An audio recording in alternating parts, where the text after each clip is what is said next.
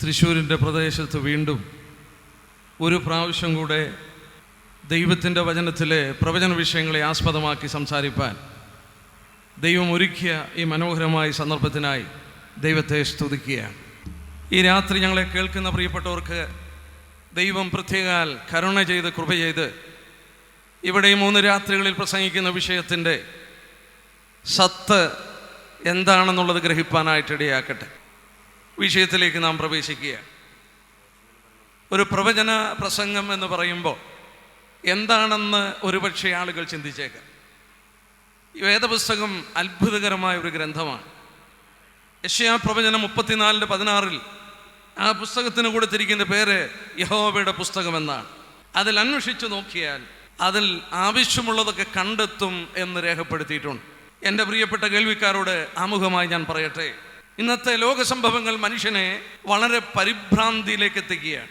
ഭൂമിയുടെ ഘടനയ്ക്ക് വ്യത്യാസം വരുന്നു, കാലാവസ്ഥയ്ക്ക് വ്യത്യാസം വരുന്നു. ആർട്ടിക് അന്റാർട്ടിക് റീജിയനിലുള്ള മഞ്ഞുകൾ ഉരുകി തുടങ്ങി സമുദ്രജലത്തിൻ്റെ നിരപ്പുകൾ വർദ്ധിക്കുന്നുവെന്ന് ലോകരാഷ്ട്ര അല്ലെങ്കിൽ ശാസ്ത്രലോകം മനുഷ്യനെ ബോധ്യമാക്കി കൊടുക്കുമ്പോൾ മനുഷ്യൻ്റെ തന്നെ സ്വഭാവത്തിന് വലിയ വ്യത്യാസം വന്ന് ക്രൂരത പ്രവർത്തിക്കുന്ന, പരസ്പരം കൊല്ലുന്ന ഒരു കാലഘട്ടം ആവിർഭവിച്ചു കഴിഞ്ഞു.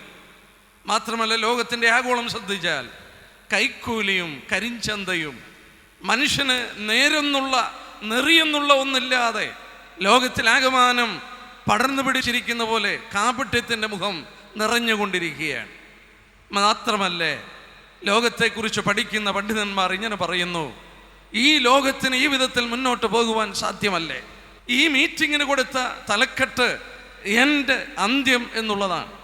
ഒരു കാര്യം തീർച്ചയാണ്, ഈ ലോകം ഈ വിധത്തിൽ മുന്നോട്ട് പോകാതെ കാര്യങ്ങൾക്കൊരു സമാപ്തി വരുന്നു എന്നുള്ളത് വേദപുസ്തകത്തിൻ്റെ പ്രവചനങ്ങൾ മാത്രമല്ല, ലോകത്തിൻ്റെ സംഭവങ്ങൾ ശാസ്ത്രലോകം നമുക്ക് ബുദ്ധി ഉപദേശിച്ച് തരികയാണ്. അല്ല, അത് മാറ്റിവെച്ചാൽ തന്നെ എൻ്റെയും നിങ്ങളുടെയും ജീവിതത്തിനൊരു അന്ത്യമുണ്ടെന്നുള്ളത് സത്യമാണ്. തിരുവചനം പരിശോധിച്ചാൽ തീർച്ചയായിട്ട് പറഞ്ഞിരിക്കുന്ന 2 കാര്യങ്ങൾ ഇത് രണ്ടുമാണെന്നുള്ളത് ഞാൻ ഓർപ്പിക്കട്ടെ. ആമുഖമായി ഹോശേയ പ്രവചനം 6:3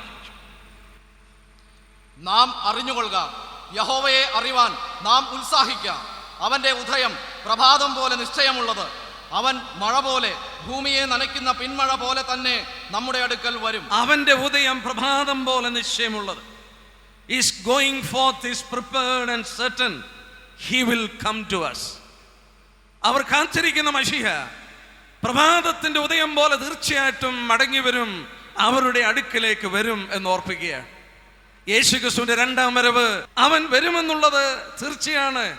തിരുവചന പ്രവചനത്തിൽ പ്രവാചകന്മാർ ചൂണ്ടിക്കാണിച്ച പ്രവചനത്തിന്റെ കാതൽ എന്ന് പറയുന്നത് യേശുക്രിസ്തുവിന്റെ 2ാം വരവാണ്.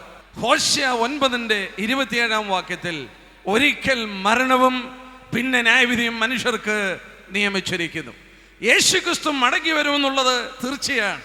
അത് പ്രഭാതം പോലെ ഉദയം പോലെ നിശ്ചയമുള്ള കാര്യമായിരിക്കുമ്പോൾ മനുഷ്യനെ സംബന്ധിച്ച് വേദപുസ്തകം വീണ്ടും തീർത്തു പറയുന്നു, ഒരിക്കൽ മരണവും പിന്നീട് ന്യായവിധിയും മനുഷ്യർക്ക് നിശ്ചയിച്ചിരിക്കുകയാണ്.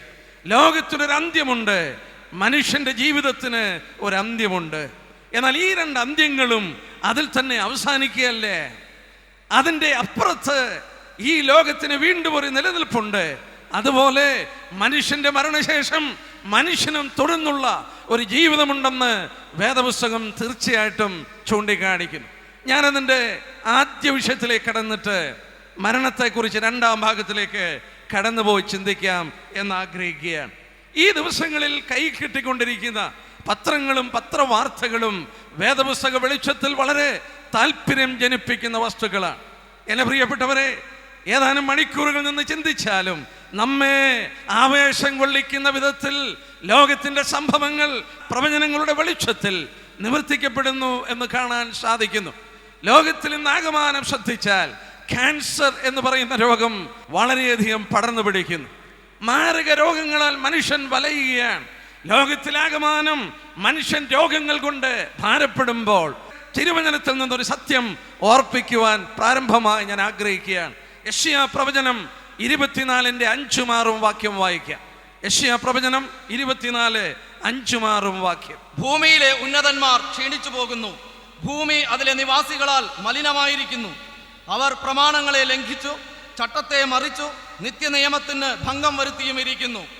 അതുകൊണ്ട് ഭൂമി ശാപഗ്രസ്തമായി അതിൽ പാർക്കുന്നവർ ശിക്ഷ അനുഭവിക്കുന്നു. ഭൂമിയിൽ പാർക്കുന്നവർ ശിക്ഷ അനുഭവിക്കുന്നു. എന്തുകൊണ്ട്? പ്രവൃത്തികളുടെ ഫലം ഹേതുവായും ശൂന്യമായി തീരും. ഭൂമി നിവാസികൾ നിമിത്തവും അവരുടെ പ്രവൃത്തിയുടെ ഫലം ഹേതുവായി ശൂന്യമായി തീരും. മനുഷ്യന്റെ പ്രവൃത്തിയുടെ ഫലം അവൻ അനുഭവിക്കുന്നു. സ്വർഗത്തിലെ ദൈവം പ്രവാചകനിലൂടെ ചൂണ്ടിക്കാണിച്ചു, ഭൂമി മനുഷ്യന്റെ പ്രവൃത്തിയാൽ മലിനമായി, പൊളൂട്ടഡായി, ആ പൊല്യൂഷന്റെ ഫലം മനുഷ്യൻ കൊയ്തുകൂട്ടുന്നു എന്നുള്ളത് വിശുദ്ധ വേദപുസ്തകത്തിൽ മുമ്പ് കൂട്ടി ചൂണ്ടിക്കാണിച്ചു. ദൈവം ചൂണ്ടിക്കാണിക്കുന്നു, എൻ്റെ പ്രമാണങ്ങൾ ലംഘിച്ചു മനുഷ്യൻ ഭൂമിയെ മലിനമാക്കുന്നു. എന്താണ് ദൈവം പറയുന്നത്? നിന്റെ ഒരു വിഷയമാണെങ്കിലും ഒന്ന് രണ്ട് കാര്യങ്ങൾ ഞാൻ ചൂണ്ടിക്കാണിക്കാം. ഉൽപ്പത്തി പുസ്തകം 1-ാം അധ്യായത്തിന്റെ 11-ാം വാക്യം എന്ന് ശ്രദ്ധിച്ചാട്ടെ. ഉൽപ്പത്തി പുസ്തകം 1-ാം അധ്യായത്തിന്റെ 11-ാമത്തെ വാക്യം. ഭൂമിയിൽ നിന്ന് പുല്ലും വിത്തുള്ള സസ്യങ്ങളും ഭൂമിയിൽ അതത് തരം വിത്തുള്ള ഫലം കായ്ക്കുന്ന വൃക്ഷങ്ങളും മുളച്ചു വരട്ടെ എന്ന് ദൈവം കൽപ്പിച്ചു. മതി. 25-ാമത്തെ വാക്യം. ഇങ്ങനെ ദൈവം അതത് തരം കാട്ടുമൃഗങ്ങളെയും അതത് തരം കന്നുകാലികളെയും അതത് തരം ഭൂചര ജന്തുക്കളെയും ഉണ്ടാക്കി. ദൈവം അതത് തരം ഭൂചര ജന്തുക്കളെ, കന്നുകാലികളെ സൃഷ്ടിച്ചു. ദൈവം അതത് തരം സസ്യജാലങ്ങളെ സൃഷ്ടിച്ചു. ദൈവം ഭൂമിയിൽ മനുഷ്യന് ആവശ്യമുള്ള മൃഗസമ്പത്തും സസ്യസമ്പത്തുകളും ദൈവം സൃഷ്ടിച്ചു. എന്നാൽ ദൈവം പറഞ്ഞ വാക്കൊന്ന് ശ്രദ്ധിച്ചാട്ടെ. അതത് തരം സസ്യങ്ങളും അതത് തരം വൃക്ഷങ്ങളും അതത് തരം മൃഗങ്ങളും അതത് തരം കന്നുകാലികളും ഓരോത്തിനെ അതിൻ്റെ വർഗമനുസരിച്ച് ദൈവം സൃഷ്ടിച്ചു. അതിൻ്റെ ശേഷം ദൈവം മനുഷ്യനോട് ആവശ്യപ്പെട്ടു. ലേവ്യർ 19:19 ഇങ്ങനെ പറഞ്ഞു, നിങ്ങൾ എൻ്റെ ചട്ടങ്ങളെ പ്രമാണിക്കണം. ആ വാക്യം നമുക്കൊന്ന് വായിക്കാം. ചട്ടങ്ങളെ പ്രമാണിക്കണം. 2 തരം മൃഗങ്ങളെ തമ്മിൽ ഇണ ചേർക്കരുത്. നിന്റെ വയലിൽ കൂട്ടുവിത്ത് വിതയ്ക്കരുത്. നീ എൻ്റെ ചട്ടങ്ങളെ ലംഘിക്കരുത്. എന്താ ദൈവം പറയുന്നത്? നിന്റെ വയലിൽ കൂട്ടുവിത്ത് വിതയ്ക്കരുത്. നിന്റെ മൃഗങ്ങളെ, 2 വ്യത്യസ്ത മൃഗങ്ങളെ ഇണചേർക്കരുത്. അതതരം സസ്യങ്ങളെയും വൃക്ഷങ്ങളെയും അതതരം ഭൂചര ജന്തുക്കളെയും കന്നുകാലികളെയും സൃഷ്ടിച്ചിട്ട് മനുഷ്യനോട് ദൈവം പറഞ്ഞു, നീ എൻ്റെ ചട്ടങ്ങളെ ലംഘിക്കരുത്, നിന്റെ വയലിൽ കൂട്ടുവിത്ത് വിതയ്ക്കരുത് എന്നാവശ്യപ്പെട്ടു. ഈ രാത്രി ഞാൻ ചോദിക്കട്ടെ, മനുഷ്യനോട് ദൈവം പറഞ്ഞു, നീ എൻ്റെ വാക്ക് ലംഘിച്ചാൽ നീ അതിൻ്റെ ഭവിഷ്യത്തുകൾ അനുഭവിക്കും. ഭൂമി അതിൻ്റെ നിവാസികളാൽ മലിനപ്പെടുമ്പോൾ അതിൻ്റെ ഭവിഷ്യത്ത് അവൻ അനുഭവിക്കുന്നു എന്ന് ദൈവം ചൂണ്ടിക്കാണിച്ചെങ്കിൽ, എൻ്റെ പ്രിയപ്പെട്ട കേൾവിക്കാരെ, ഞാൻ ഈ രാത്രി നിങ്ങളോട് ചോദിക്കട്ടെ, നമ്മുടെ കാതുകളിൽ സാധാരണ കേൾക്കുന്ന ശബ്ദമാണ് ധവള വിപ്ലവവും ഹരിത വിപ്ലവവും, അതുപോലെ സങ്കരവർഗ നെല്ലുകളും അതുപോലെ സങ്കരവർഗ വിത്തുകളും മനുഷ്യൻ ഉൽപ്പാദിപ്പിച്ച് അത്യുൽപാദന ശേഷിയുള്ള സസ്യജാലങ്ങളെയും മറ്റും മനുഷ്യൻ നിർമ്മിക്കുമ്പോൾ, സ്വർഗത്തിലെ ദൈവത്തിന്റെ വാക്കോർത്തുകൊള്ളുക, നീ ഇണ ചേർക്കുമ്പോൾ, നീ നിന്റെ വിത്ത് വിതയ്ക്കുമ്പോൾ നീ അതത് തരം വിത്തുകളുടെ നൈർമല്യത സൂക്ഷിക്കണം എന്നാവശ്യപ്പെട്ടു. എന്താണ് ദൈവം ഇത് പറഞ്ഞതെന്ന് ചിന്തിച്ചു നോക്കുക. ഒരുപക്ഷെങ്കിൽ അല്പനാളുകൾക്ക് മുമ്പ് നാം കഴിച്ചിരുന്ന പഴങ്ങളും പച്ചക്കറികളും മറ്റും ചിന്തിച്ചാൽ പാവയ്ക്ക തന്നെ എടുത്തു നോക്കിയേ, ചെറിയ പാവയ്ക്കയായിരുന്നു. എന്നാൽ ആധുനിക ഹരിത വിപ്ലവം കടന്നു വന്നതിന്റെ ഫലമായി വളരെ സൗന്ദര്യമുള്ള പാവയ്ക്കകളും മറ്റും ലഭിക്കാനിടയായി. നമുക്ക് അത്യുൽപാദന ശേഷിയുള്ള നെല്ലുകൾ കിട്ടുവാനിടയായി. എന്നാൽ അതിന്റെ ആരംഭം തൊട്ട് വിഷങ്ങൾ അതിൽ വാസ്തവത്തിൽ അടിച്ച് പുഴുക്കൾ അതിനെ എടുത്തു കളയാതെ അതിനെ സൂക്ഷിച്ചു വളർത്തിക്കൊണ്ട് വന്നപ്പോൾ മനുഷ്യൻ ഭക്ഷിക്കുന്ന ഭക്ഷണത്തിലും വിഷാംശം കലരുന്ന ഭാഗങ്ങൾ അവന്റെ ശരീരത്തിൽ കടന്നു ചെല്ലുവാൻ തുടങ്ങി. ഞാൻ ഒരു പത്രവാർത്ത വായിച്ചു. UK ഇംഗ്ലണ്ടിലുള്ള മാതാക്കളുടെ മുലപ്പാൽ പരിശോധിച്ചപ്പോൾ മുലപ്പാലിൽ വിഷാംശം കണ്ടുപിടിക്കുകയുണ്ടായി. നാം കുടിക്കുന്ന പശുവിന്റെ പാലിൽ 95% വിഷാംശമുണ്ടെന്ന് ഇന്ന് അനലൈസ് ചെയ്ത് കണ്ടുപിടിച്ചിരിക്കുന്നത് മറന്നു പോകരുത്. അതത് തരം വിത്തുകളും അതത് തരം വൃക്ഷങ്ങളും അതാത് തരം കന്നുകാലികളും അതത് തരം മൃഗസമ്പത്തുകളും ദൈവം സൃഷ്ടിച്ചപ്പോൾ മനുഷ്യന് ഹരിത വിപ്ലവവും മനുഷ്യന് ധവള വിപ്ലവവും മനുഷ്യന് കൂട്ടുകൃഷിയും മനുഷ്യന് അത്യുൽപാദന വിത്തുകളും ഉണ്ടാക്കി വന്നപ്പോൾ ദൈവം മുമ്പ് കൂട്ടി പറഞ്ഞത് മനുഷ്യൻ കാറ്റിൽ പരത്തിയപ്പോൾ മനുഷ്യൻ അതിന്റെ ഭവിഷ്യത്തുകൾ കൊയ്യുവാൻ തുടങ്ങി. മനുഷ്യ ശരീരത്തിൽ ഈ വിഷാംശം അതിനെ തള്ളിക്കളയുവാൻ ഒരു പരിധിവരെ സാധിക്കുമെങ്കിലും സാധിക്കാതെ വരുമ്പോൾ മാരകമായ രോഗങ്ങളിൽ മനുഷ്യൻ അടിപെടുമ്പോൾ എൻ്റെ പ്രിയപ്പെട്ട കേൾവിക്കാരോട് ഞാൻ പറയട്ടെ, വിശുദ്ധ വേദപുസ്തകത്തിൽ പറഞ്ഞത് മനുഷ്യൻ ലംഘിച്ചു, തിരുവചനത്തിൽ രേഖപ്പെടുത്തിയ പോലെ, നമ്മളെ നഹൂമിൽ വായിച്ച പോലെ മനുഷ്യൻ അവന്റെ പ്രവൃത്തിയുടെ ഫലം കൊയ്യുകയാണ്. ആർക്കെങ്കിലും അതിനോട് തർക്കമുണ്ടോ? ഇല്ലേ, ആർക്കും തർക്കമില്ല. എന്നാൽ വിശുദ്ധ വേദപുസ്തകത്തിൽ ദൈവം ഇത് മുമ്പ് കൂട്ടി ചൂണ്ടിക്കാണിച്ചിരുന്നു എന്നുള്ളത് ഈ രാത്രിയിൽ എൻ്റെ പ്രിയപ്പെട്ട കേൾവിക്കാരോട് ഞാൻ ഓർപ്പിക്കട്ടെ. ഇന്ന് പക്ഷിപ്പനിയെ കുറിച്ച് വളരെയധികം ശബ്ദകോലാഹലങ്ങൾ ഉണ്ടാകുന്നു. ഈ പക്ഷിപ്പനിയുടെ ശബ്ദകോലാഹലങ്ങൾ ഉണ്ടായപ്പോൾ മറ്റു പല വാർത്തകളും കടന്നു വരുവാനിടയായി. ആ വാർത്തകളെ ഞാൻ ശ്രദ്ധിച്ചു കൊണ്ടിരുന്നപ്പോൾ ഞാൻ വളരെ അത്ഭുതത്തോടെ ശ്രദ്ധിച്ചൊരു വാർത്ത നിങ്ങളുടെ മുന്നിൽ അവതരിപ്പിക്കുവാൻ ആഗ്രഹിക്കുന്നു. നമ്മൾ രോഗപ്രതിരോധ ശക്തിക്ക് വേണ്ടി ആന്റിബയോട്ടിക്സ് കഴിക്കാറുണ്ട്. ആന്റിബയോട്ടിക്സ്, അമേരിക്കയിൽ ഉൽപ്പാദിപ്പിക്കുന്ന ആന്റിബയോട്ടിക്സിൽ 70% എവിടെ പോകുന്നു എന്ന് നിങ്ങൾക്കറിയാമോ? അമേരിക്കയിൽ ഉൽപ്പാദിപ്പിക്കുന്ന 70% ആന്റിബയോട്ടിക്സ് ഇറച്ചി ഉൽപാദനത്തിന് വേണ്ടി പോകുന്നു. കോഴിയുടെ വളർത്തിയെടുക്കുവാൻ, മൃഗങ്ങളിൽ മാംസം ഉൽപ്പാദിപ്പിക്കുവാൻ അമേരിക്കൻ ഗവൺമെന്റ് ഉൽപ്പാദിപ്പിക്കുന്ന, രാഷ്ട്രം ഉൽപ്പാദിപ്പിക്കുന്ന 70% ആന്റിബയോട്ടിക്സ് പക്ഷികളിലും മൃഗങ്ങളിലും മാംസത്തിന് കൊഴുപ്പുണ്ടാക്കുവാൻ അത് കൊടുക്കുന്നതായിട്ട് പത്ര റിപ്പോർട്ടുകൾ വന്നു. ഓസ്ട്രേലിയയിൽ 50% ആന്റിബയോട്ടിക്സ് ഇറച്ചി ഉൽപാദനത്തിനായിട്ട് ഉപയോഗിക്കുന്നു. ഈ രാത്രി ഞാൻ ചോദിക്കട്ടെ, ഒരു കോഴിയുടെ സാധാരണ വളർച്ച 6 തൊട്ട് 8 മാസമാണ്. 8 മാസം കൊണ്ട് വളരുന്ന കോഴി 2 കിലോ തൂക്കം വരുമെങ്കിൽ 45 ദിവസം കൊണ്ട് അതിന് 3 കിലോ തീറ്റി കൊടുത്തിട്ട് 2 കിലോ വെയിറ്റ് ഉണ്ടാക്കി കോഴിയെ വളർത്തിയെടുക്കുവാൻ അതിൻ്റെ ശരീരത്തിൽ ആന്റിബയോട്ടിക്സും അതിൻ്റെ ശരീരത്തിൽ ഹോർമോൺസും കൊടുത്തിട്ട് ആ മാംസം ഞാനും നീയും ഭക്ഷിക്കുമ്പോൾ ഈ ശരീരത്തിൽ ദൈവം രേഖപ്പെടുത്തിയ പോലെ, വെളിപ്പെടുത്തിയ പോലെ ഭൂമി മനുഷ്യന്റെ പ്രവൃത്തിയാൽ ശാപഗ്രസ്തമായി മാറിക്കൊണ്ടിരിക്കുന്നു. രോഗങ്ങൾ മനുഷ്യനെ കടന്ന് ഗ്രസിച്ചു കൊണ്ടിരിക്കുന്നു.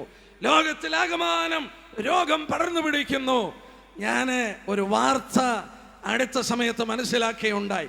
നമ്മളുടെ വയലുകളിൽ ഉപയോഗിക്കുന്ന കുരുടാൻ എന്ന് പറയുന്ന മാരകമായൊരു വിഷമുണ്ട്. ആ വിഷത്തെക്കുറിച്ച് നമുക്ക് പരിചയമുള്ള വെള്ളിയാനി അഗ്രികൾച്ചർ കോളേജിലെ ഒരു പ്രൊഫസറിന്റെ പേര് ഞാൻ പറയുന്നില്ല, ആ പ്രൊഫസർ ഗവൺമെന്റിന് അറിയിപ്പ് കൊടുത്തു, ഇത് മാരകമായ വിഷമാണ്, കേരളത്തിൽ ഇത് ഉപയോഗിക്കാൻ അനുവദിക്കരുതെന്ന് പറഞ്ഞപ്പോൾ ഒരു മന്ത്രി വിളിച്ചു പറഞ്ഞു, ആ കാര്യത്തിൽ ഇടപെടരുത്. കുരുടാൻ ഒരു സസ്യത്തിന്റെ ചോട്ടിൽ അത് കൊടുക്കുമ്പോൾ ആ സസ്യം അതിനെ വലിച്ചെടുത്ത് അതിന്റെ ഇലകളിലും കായ്കളിലും ആ വിഷാംശം കടന്നു വരുമ്പോൾ, എൻ്റെ പ്രിയപ്പെട്ടവരെ, അത്യുൽപാദന ശേഷിയുള്ള സസ്യജാലങ്ങളും വിത്തുകളും മുളപ്പിച്ചെടുക്കുവാൻ മനുഷ്യൻ വിഷാംശങ്ങൾ ചേർക്കുമ്പോൾ അതിന്റെ അപകടം മനസ്സിലാക്കി പ്രൊഫസർ അറിയിപ്പ് കൊടുത്തപ്പോൾ അരുത്, ആ കാര്യത്തിൽ ഏർപ്പെടരുത് എന്ന് മന്ത്രി വിളിച്ചു പറയുമ്പോൾ ഞാൻ അതോട് ചേർത്തൊരു കാര്യം ഈ രാത്രി ഓർപ്പിക്കട്ടെ. ആ മന്ത്രി എന്തുകൊണ്ട് വിളിച്ചു പറഞ്ഞു? മന്ത്രിയുടെ ശേഷമുള്ളവർ അല്ലെങ്കിൽ മന്ത്രിയുടെ കീശയിൽ പണം നിറയ്ക്കുന്ന ഒരു ഉപാധിയായിരുന്നു ആ കുരുടാൻ ഉൽപ്പാദിപ്പിക്കുന്ന ഫാക്ടറികൾ. പെസ്റ്റിസൈഡ്സും മൃഗങ്ങൾക്ക് കൊടുക്കുന്ന ഈ വിധമായ മാരക സാധനങ്ങളും ഉൽപ്പാദിപ്പിക്കുന്നതിന്റെ ഒരു അംശം മന്ത്രിമാരുടെ കീശയിലും ഭരണകർത്താക്കളുടെ കീശയിലും കിട്ടുമ്പോൾ വിശുദ്ധ വേദപുസ്തകത്തിൽ പൗലോസ് 2000 വർഷം മുമ്പ് രേഖപ്പെടുത്തിയത് ഈ രാത്രി ഞാൻ വായിക്കുവാനായിട്ട് ആഗ്രഹിക്കുന്നു. തിമോഥെയോസിന്റെ ലേഖനം എടുക്കാം. 1 തിമോഥെയോസ് 6-ാം അധ്യായത്തിന്റെ 10-ാമത്തെ വാക്യം. ദ്രവ്യാഗ്രഹം സകലവിധ ദോഷത്തിനും മൂലമല്ലോ. യെസ്, ദ്രവ്യാഗ്രഹമാണ് for all kinds of evil. ലോകത്തിലുള്ള സകല തിന്മയുടെയും മൂല കാരണം ദ്രവ്യാഗ്രഹമാണ്. മറ്റൊരു വാക്യം 2 തിമോഥെയോസ് 3-ാമത്തെ വാക്യം. അന്ത്യകാലത്ത് ദുർഘട സമയങ്ങൾ വരും എന്നറിയുക. മനുഷ്യർ സ്വസ്നേഹികളും ദ്രവ്യാഗ്രഹികളും വമ്പ് പറയുന്നവരും അഹങ്കാരികളും ദൂഷകന്മാരും അമ്മയപ്പന്മാരെ അനുസരിക്കാത്തവരും നന്ദി കെട്ടവരും അശുദ്ധരും വാത്സല്യമില്ലാത്തവരും ഇണങ്ങാത്തവരും ഏഷണിക്കാരും അജിതേന്ദ്രിയന്മാരും ഉഗ്രന്മാരും സൽഗുണദ്വേഷികളും ദ്രോഹികളും ധാർഷ്ട്യക്കാരും നിഗളികളുമായി ദൈവപ്രിയമില്ലാതെ ഭോഗപ്രിയരായി ഭക്തിയുടെ വേഷം ധരിച്ച് അതിന്റെ ശക്തി ത്യജിക്കുന്നവരുമായിരിക്കും. അന്ത്യകാലത്ത് മനുഷ്യൻ സ്വസ്നേഹികളും ദ്രവ്യാഗ്രഹികളും, മനുഷ്യൻ സ്വയത്തെ സ്നേഹിച്ചുകൊണ്ട് പണത്തിന് വേണ്ടി ദ്രവ്യത്തോടുള്ള സ്നേഹം മന്ത്രിമാർ എന്തുകൊണ്ട് കുരുടാനും മറ്റും ഇവിടെ നിഷേധിക്കുന്നില്ല? ദ്രവ്യാഗ്രഹികളായി സ്വസ്നേഹികളായി കീശ വീർപ്പിക്കുവാനുള്ള ആഗ്രഹത്തിൽ മനുഷ്യനെ കൊന്നു മുടിച്ചാലും വേണ്ടില്ല, അവന് പണമുണ്ടാക്കണമെന്നുള്ളൊരാഗ്രഹം വിശുദ്ധ വേദപുസ്തകം ചൂണ്ടിക്കാണിച്ചു. അന്ത്യകാലത്ത് മനുഷ്യൻ സ്വസ്നേഹികളും ദ്രവ്യാഗ്രഹികളും. ഈ രാത്രിയിൽ സമയത്തിന്റെ പരിധി ഉണ്ടെങ്കിലും ഒരു നിമിഷം മീഖയുടെ പ്രവചനം 7-ാം അധ്യായം എന്ന് എടുത്തു നോക്കിയാട്ടെ. അതിൻ്റെ 6 വാക്യം വായിച്ചു നോക്കിയാൽ പ്രവാചകൻ ചൂണ്ടിക്കാണിക്കുന്ന സംഭവം ഇന്ന് നടക്കുന്നു. എന്നാൽ ശക്തമായ ചില ഭാഗങ്ങൾ ഞാൻ ചൂണ്ടിക്കാണിച്ചു കൊള്ളട്ടെ. മകൻ അപ്പനെ നിന്ദിക്കുന്നു, മകൾ അമ്മയോടും മരുമകൾ അമ്മാവി അമ്മയോടും എതിർത്ത് നിൽക്കുന്നു. മനുഷ്യന്റെ ശത്രുക്കൾ അവന്റെ വീട്ടുകാർ തന്നെ. 2-ാം വാക്യം, ഭക്തിമാൻ ഭൂമിയിൽ നിന്ന് നശിച്ചുപോയി, മനുഷ്യരുടെ ഇടയിൽ നേരുള്ളവൻ ആരുമില്ല, അവരൊക്കെയും രക്തത്തിനായി പതിയിരിക്കുന്നു, ഓരോരുത്തൻ താൻ താന്റെ സഹോദരനെ വല വെച്ച് പിടിപ്പാൻ നോക്കും. ഭക്തിമാൻ ഭൂമിയിൽ നിന്ന് നശിച്ചുപോയി, ഭക്തിമാന്മാരില്ലേ. മനുഷ്യൻ വല വിരിച്ചുകൊണ്ട് താഴോട്ട് വായിക്കുമ്പോൾ അതിന്റെ 3-ാം വാക്യത്തിന്റെ അവസാനം ഇങ്ങനെ അവർ പിരിമുറുക്കുന്നു. Thus they were all trying together. അവരൊന്നിച്ച് വലവിരിക്കുന്നു മനുഷ്യനെ പിടിക്കുവാൻ. എന്തിനു വേണ്ടി? പണം സമ്പാദിപ്പാൻ. മോളിൽ തുടങ്ങി താഴെ വരെ മനുഷ്യൻ ദ്രവ്യാഗ്രഹികളായി സ്വസ്നേഹികളായി മറ്റുള്ളവരുടെ കീശയിലെ പണങ്ങൾ സമ്പാദിച്ചെടുക്കുവാൻ നോക്കുമ്പോൾ അവൻ ദ്രവ്യാഗ്രഹിയായി മാറിക്കൊണ്ട് ഇത് ചെയ്യുന്നു. ഈ രാത്രി ഒന്ന് ചിന്തിച്ചു നോക്കിയേ.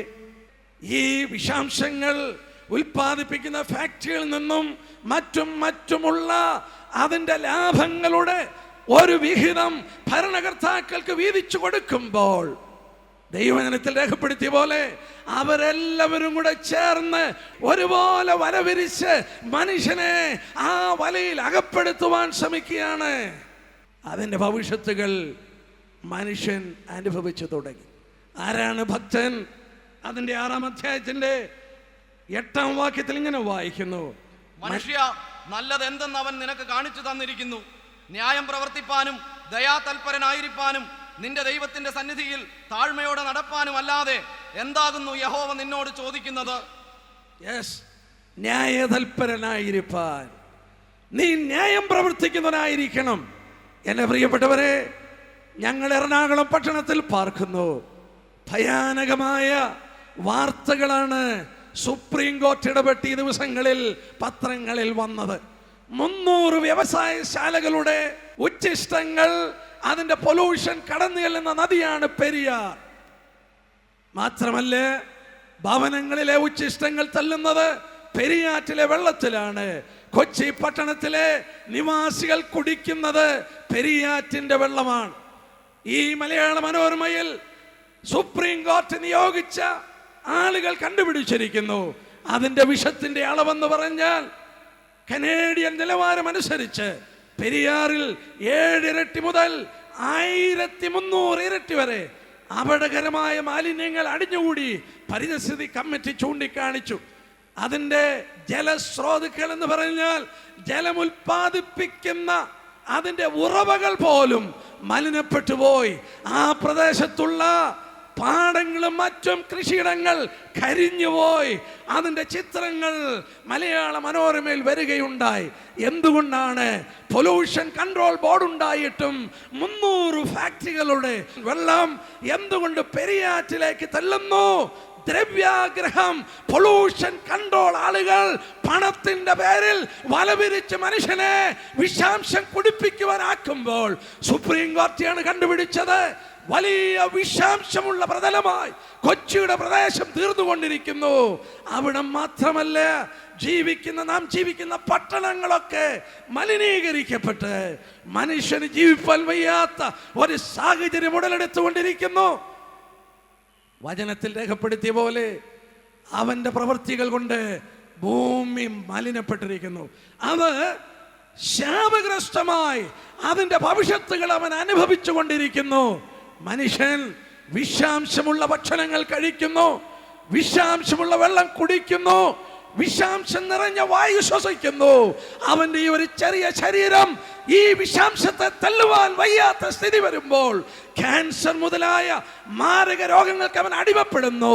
ലോകത്തിൽ അത് വർദ്ധിക്കുന്നു. കാരണം ദൈവം രേഖപ്പെടുത്തിയ പോലെ മനുഷ്യൻ ഭൂമിയെ മലിനമാക്കി അതിന്റെ ഭവിഷ്യത്തുകൾ അവൻ കൊയ്തു കൂട്ടിക്കൊണ്ടിരിക്കുന്നു. ഇതിനെന്തെങ്കിലും ഒരു അറുതിയുണ്ടോ? ഇല്ലില്ല, അറുതിയില്ല. എന്താണ് അതിന് അറുതിയില്ലാത്തതിന്റെ കാരണം? വളരെ ഭയത്തോടെ ചിന്തിക്കണം. മനുഷ്യന്റെ ആവശ്യങ്ങൾ നിറവേറ്റുവാൻ ഇന്ന് ഈ ഭൂമി ആവശ്യമുള്ളത് ഉൽപ്പാദിപ്പിക്കുന്നില്ല. എന്താ കാരണം? എൻ്റെ കയ്യിലുള്ളൊരു പത്രക്കെട്ട് ഈ മാർച്ച് മാസം 22 വന്നതാണ്. ഞാനത് ഇംഗ്ലീഷ് ഒന്ന് വായിച്ചു കേൾപ്പിക്കാം. The global demand for biological resources now exceed by 20% the planet's capacity to renew it. അതായത് മനുഷ്യനും മൃഗത്തിനും ആവശ്യമുള്ള ജൈവ വസ്തുക്കൾ, ഭക്ഷണ സാധനങ്ങൾ ലോകത്തിന് ഉൽപ്പാദിപ്പിക്കുവാൻ കഴിയുന്നില്ല. 20% കുറച്ചാണ് ഉൽപ്പാദിപ്പിക്കുന്നത്. പത്രത്തിൽ വന്ന വാർത്തയാണ്, UN പ്രഖ്യാപിച്ച വാർത്തയാണ്. മനുഷ്യന് ആവശ്യമുള്ള ഭക്ഷണത്തിൽ 20% കുറച്ചാണ് ലോകം ഇന്ന് ഉൽപ്പാദിപ്പിക്കുന്നത് എന്നുള്ളത് മറക്കരുത്. എന്താ കാരണം? എന്നെ പ്രിയപ്പെട്ടവരെ, മനുഷ്യനെ ഭയപ്പെടുത്തുന്ന വിധത്തിൽ ജനസംഖ്യയുടെ വർധനവ് സംഭവിക്കുന്നു. ഞാനൊരു ചെറിയ കണക്ക് ഓർപ്പിക്കട്ടെ. 2000 വർഷം മുമ്പ് യേശുക്രിസ്തു ഈ ഭൂമിയിൽ വന്നപ്പോൾ ഈ ലോകത്തിന്റെ ജനസംഖ്യ 25 കോടിയേ ഉള്ളൂ. ആ 25 കോടി 100 കോടിയാകുവാൻ, ആദ്യത്തെ 100 കോടിയാകുവാൻ വീണ്ടും ഒരു 1850 വർഷമെടുത്തു. AD 1850 ലോക ജനസംഖ്യ 100 കോടിയായത്. 100 കോടിയായ ജനസംഖ്യ ഒരുപോലെ പെറ്റുപെരുകുവാൻ തുടങ്ങി. അടുത്ത 30 വർഷത്തിനുള്ളിൽ 100 കോടി 200 കോടിയായി. അടുത്ത 20 വർഷത്തിനുള്ളിൽ 200 കോടി 300 കോടിയായി. ഇന്ന് ലോക ജനസംഖ്യ 650 കോടി കവിഞ്ഞപ്പോൾ ഒരു സത്യം കൂടെ മനസ്സിലാക്കണം. 650 കോടി ജനങ്ങൾ പെറ്റുപെരുകുന്നത് ഒരു മാസം 1 കോടി ജനങ്ങളാണ്. ഒരു വർഷം കുറഞ്ഞത് 10 കോടി ജനങ്ങളെങ്കിലും ജനസംഖ്യ വർദ്ധിക്കുമ്പോൾ 10 വർഷത്തിനുള്ളിൽ ലോകത്തിൽ ഒരു 100 കോടി ജനം കൂടെ ഉണ്ടാകുന്നു. ഒന്നുകൂടെ ശ്രദ്ധിക്കുക. ലോകത്തിൽ ആദ്യത്തെ 100 കോടി ജനം കാണുവാൻ 5850 വർഷമെടുത്തു. യേശുക്രിസ്തു ലോകത്തിൽ വന്ന് വീണ്ടും ഒരു 1850 വർഷം കൂടെ കഴിഞ്ഞാണ് ലോക ജനസംഖ്യ ആദ്യത്തെ 100 കോടിയായി. AD 1850 എന്ന് പറഞ്ഞാൽ ആദമമ്മമാരെ സൃഷ്ടിച്ച ശേഷം ഏതാണ്ട് 4850 വർഷമെടുത്തു ലോകത്തിൽ ആദ്യത്തെ 100 കോടി ജനത്തെ കാണുവാൻ. എന്നാൽ ഇന്ന് 10 വർഷത്തിനുള്ളിൽ വീണ്ടും ഒരു 100 കോടി ജനമുണ്ടാകുന്നു. ഒരു 30 ദിവസം കഴിയുമ്പോൾ ലോകം വീണ്ടും 1 കോടി ജനത്തിന് ജന്മം കൊടുക്കുന്നു. 365 ദിവസം കഴിയുമ്പോൾ ലോകം 10 കോടി ജനങ്ങൾക്ക് ജന്മം കൊടുക്കുന്നു. 10 വർഷം കഴിയുമ്പോൾ 100 കോടി ജനത്തിന് വീണ്ടും ലോകം ജന്മം കൊടുക്കുമ്പോൾ ഈ രാത്രി എൻ്റെ കേൾവിക്കാരോട് ഒരു കാര്യം ഞാൻ ചോദിക്കട്ടെ. ഇന്ന് തന്നെ പത്രങ്ങളിൽ വന്ന വാർത്ത, UN warns of mass extinction. എൻ്റെ കയ്യിൽ ആ പത്രക്കെട്ടുണ്ട്. ഈ മാർച്ച് മാസം 22 വന്നു. ഇന്ന് ലോകത്തിൽ മനുഷ്യനാവശ്യമായ ഭക്ഷ്യ ഉൽപാദനങ്ങളിൽ 20% കുറച്ചു മാത്രമേ ഉൽപ്പാദിപ്പിക്കുന്നുള്ളൂ. എന്നാൽ കാലം മുന്നോട്ട് പോകുമ്പോൾ ലോകത്തിന് വരാൻ പോകുന്ന ഭവിഷ്യത്തുകൾ ചിന്തിപ്പാൻ കഴിവുള്ള ബുദ്ധിമാന്മാർ ചിന്തിച്ചു നോക്കുക. നിങ്ങൾ ചിന്തിക്കുന്നോ ഈ ലോകം ഇതുപോലെ മുന്നോട്ട് പോകുമെന്ന്? യാതൊരു കാരണവശാലും ഈ ലോകത്തിന് മുന്നോട്ട് പോകുവാൻ സാധ്യമല്ല. ലോകം മലിനപ്പെടുന്നു, ജലസ്രോതസ്സുകൾ മലിനപ്പെടുന്നു, ശ്വസിക്കുന്ന വായു മലിനപ്പെടുന്നു. ലോകത്തിന് ആവശ്യമുള്ള ഭക്ഷണം ഉൽപ്പാദിപ്പിക്കുന്നത് 20% കുറഞ്ഞു കഴിഞ്ഞു. ജനസംഖ്യ വീണ്ടും വീണ്ടും വർദ്ധിക്കുന്നു. യെസ്, ലോകത്തിനൊരു അന്ത്യമുണ്ട്. താമസിയാതെ അന്ത്യം ലോകം കാണും. ഈ ലോകം ഇതുപോലെ മുന്നോട്ട് പോകുവാൻ സാധ്യമല്ല എന്ന് വസ്തുനിഷ്ഠമായ കണക്കുകൾ നമ്മെ ബുദ്ധി ഉപദേശിക്കുന്നു. ലോക ജനസംഖ്യ വർദ്ധിക്കുമ്പോൾ എൻ്റെ പ്രിയപ്പെട്ടവരെ മറ്റൊരു കാര്യം മനസ്സിലാക്കണം. വലിയ ക്ഷാമം ലോകത്തിലാകമാനം സംഭവിക്കാൻ പോവുകയാണ്. യേശുക്രിസ്തു 2000 വർഷം മുമ്പ് പറഞ്ഞു, ക്ഷാമവും ഭൂകമ്പവും അവിടെ ഉണ്ടാകും. ഒരു വാക്യം വെളിപ്പാട് പുസ്തകം 6-ാം അധ്യായത്തിൽ നിന്ന് വായിക്കും. അതിൻ്റെ 7-8 വാക്യം ഒന്ന് വായിച്ചാട്ടെ. 4-ാം മുദ്ര പൊട്ടിച്ചപ്പോൾ വരിക എന്ന് 4-ാം ജീവി പറയുന്നത് ഞാൻ കേട്ടു. അപ്പോൾ ഞാൻ മഞ്ഞ നിറമുള്ള ഒരു കുതിരയെ കണ്ടു. അതിന്മേലിരിക്കുന്നവന് മരണം എന്നു പേർ. പാതാളം അവനെ പിന്തുടർന്നു. അവർക്ക് വാളുകൊണ്ടും ക്ഷാമം കൊണ്ടും മഹാവ്യാധി കൊണ്ടും ഭൂമിയിലെ കാട്ടുമൃഗങ്ങളെ കൊണ്ടും കൊന്നുകളവാൻ ഭൂമിയുടെ 4 അധികാരം ലഭിച്ചു. ലോക ജനസംഖ്യയിൽ 1/4 മരിച്ചു പോകുന്നു. നമ്മൾ ചിന്തിച്ചു കൊണ്ടിരുന്നു, വലിയ ക്ഷാമത്തിന് കാരണമുണ്ട്. ലോകത്തിന്റെ കാലാവസ്ഥയ്ക്ക് വ്യത്യാസം വരുന്നു. ജനസംഖ്യയുടെ സ്ഫോടനം. മനുഷ്യന് ഇന്ന് ആവശ്യമായ ഭക്ഷണത്തിൽ ഇന്ന് 20% കുറച്ച് മാത്രമേ ഉൽപ്പാദിപ്പിക്കുവാൻ കഴിയുന്നുള്ളൂ. ലൂക്കോസിന്റെ സുവിശേഷം 21:25 ആംപ്ലിഫൈഡ് ബൈബിളിൽ ഇങ്ങനെ ഒരു വാക്യമുണ്ട്. മലയാള ഭാഷയിൽ നിന്ന് അതല്പം വിഭിന്നമായിരിക്കുന്നു. ലൂക്കോസ് 21:25. ഇംഗ്ലീഷ് അറിയാവുന്നവർ പ്രത്യേകം ശ്രദ്ധിക്കുക. അതിൻ്റെ മലയാളം പ്രസക്തമായ ഭാഗവും ഞാൻ പറയും. There will be signs in the sun and moon and stars. Upon the earth distress, trouble and anguish of nations in bewilderment and perplexity. That is, without resources, left wanting, embarrassment in doubt, not knowing which way to turn. എങ്ങോട്ട് തിരിയണമെന്ന് മനുഷ്യൻ അറിയുന്നില്ല. കാരണം എന്താ? Without the resources, left wanting. Resources are left wanting. ഭൂമി ഉൽപ്പാദിപ്പിക്കുന്ന വസ്തുക്കൾ മനുഷ്യന് സുലഭമായി ലഭിക്കുന്നില്ല. ഇറ്റ് ഈസ് wanting എന്ന് പറഞ്ഞാൽ ഭക്ഷണവും മറ്റും ദൗർലഭ്യം വരുമ്പോൾ മനുഷ്യന് എങ്ങോട്ട് പോകണമെന്നറിയാതെ പകച്ചു നിൽക്കുന്ന കാര്യം ലൂക്കോസിന്റെ സുവിശേഷത്തിൽ യേശുക്രിസ്തു പറഞ്ഞിരിക്കുന്നു. എന്നാൽ ഇവിടെ രേഖപ്പെടുത്തി, കാട്ടുമൃഗങ്ങളെ കൊണ്ട് മനുഷ്യനെ കൊന്നുകളയും എന്ന് പറഞ്ഞു. ആധുനിക കാലത്ത് കാട്ടുമൃഗം മനുഷ്യനെ എങ്ങനെ കൊല്ലും അറിഞ്ഞുകൂടായിരുന്നു. എന്നാൽ എൻ്റെ കയ്യിലിരിക്കുന്ന ഒരു പത്രം എടുത്തു വായിച്ചപ്പോൾ കെനിയ എന്ന് പറയുന്ന സ്ഥലത്ത് ഭയങ്കരമായ വരൾച്ചകൾ സംഭവിച്ചുകൊണ്ടിരിക്കുകയാണ്. വലിയ ക്ഷാമം സംഭവിച്ചുകൊണ്ടിരിക്കുകയാണ്. 3 വർഷമായി അവിടെ മഴ പെയ്തിട്ടില്ല. ഏതാണ്ട് 10,000 ആനകള് വനാന്തരങ്ങളിൽ അവരുടെ പാർക്കിലുണ്ടായിരുന്നു. ഈ 10,000 ആനകളിൽ ഏതാണ്ട് 5,000 ആനകൾ മനുഷ്യൻ പാർക്കുന്ന പ്രതലത്തിലോട്ട് യാത്ര ചെയ്യുവാൻ തുടങ്ങി. ഭക്ഷണങ്ങൾ അന്വേഷിച്ചുകൊണ്ട് മനുഷ്യന്റെ പാർപ്പിടങ്ങൾ നശിപ്പിച്ച്, ശേഷിക്കുന്ന കൃഷിയിടങ്ങൾ നശിപ്പിച്ചുകൊണ്ട് മനുഷ്യന്റെ മധ്യത്തിൽ മനുഷ്യനെ കൊല്ലുന്നവരായി ആനകൾ തീർന്നു. നിങ്ങൾ ആ ചിത്രം ഒന്ന് ശ്രദ്ധിച്ചു നോക്കുക. കെനിയയിൽ സംഭവിച്ചുകൊണ്ടിരിക്കുന്ന കാര്യമാണ്. ആഫ്രിക്കൻ വനാന്തരങ്ങളിൽ മൃഗങ്ങൾക്ക് ഭക്ഷണമില്ല. അവ മനുഷ്യനെ കൊന്നൊടുക്കുവാനും മനുഷ്യന്റെ ഭക്ഷണം കവർ ചെയ്യുവാനും ഇറങ്ങുമ്പോൾ വിശുദ്ധ വേദപുസ്തകത്തിൽ രേഖപ്പെടുത്തി, കാട്ടുമൃഗങ്ങൾ മനുഷ്യനെ കൊന്നൊടുക്കും. 4/1 മനുഷ്യന്റെ ജനസംഖ്യ കൊന്നൊടുക്കുവാനുള്ള ഒരു ഉപാധി കാട്ടുമൃഗമായിരിക്കും. എന്റെ പ്രിയപ്പെട്ടവരെ, വിശുദ്ധ വേദപുസ്തകത്തിൽ 2000 വർഷം മുമ്പ് രേഖപ്പെടുത്തി, കാട്ടുമൃഗങ്ങളെ കൊണ്ട് മനുഷ്യൻ മരിക്കും എന്നുള്ളത്. ഇത് സംഭവിച്ചുകൊണ്ടിരിക്കുന്നു. ആഫ്രിക്കയുടെ വനാന്തരങ്ങളിൽ നിന്ന് 5,000 ആനകൾ മനുഷ്യൻ പാർക്കുന്ന ഇടങ്ങളിൽ ഇറങ്ങി അവരെ നശിപ്പിച്ചുകൊണ്ടിരിക്കുന്നു. എന്താ കാരണം? ഭക്ഷണമില്ല. ഭക്ഷണത്തിന്റെ ദൗർലഭ്യം, വെള്ളത്തിന്റെ ദൗർലഭ്യം, ലോകത്തെ വലിയ ക്ഷാമവും വരൾച്ചയും കടന്നു പിടിച്ച് കുലുക്കിക്കൊണ്ടിരിക്കുന്നു. കേരളം സമൃദ്ധിയുടെ വക്കിലാണെന്ന് കരുതരുത്. കാലാവസ്ഥയ്ക്ക് വ്യത്യാസങ്ങൾ വരുന്നു. ലോകത്തിൽ നിന്ന് ആകമാനം ആവശ്യമായ ഭക്ഷണങ്ങളിൽ 20% കുറച്ചുൽപ്പാദിപ്പിക്കുകയും ലോക ജനസംഖ്യ ഓരോ 30 ദിവസം കഴിയുമ്പോൾ 1 കോടി വെച്ച് വർദ്ധിച്ചു കൊണ്ടിരിക്കുമ്പോൾ ഈ ലോകം എവിടെ ചെന്ന് അവസാനിക്കും? എൻ്റെ പ്രിയപ്പെട്ടവരെ, എവിടെ ചെന്ന് അവസാനിക്കും?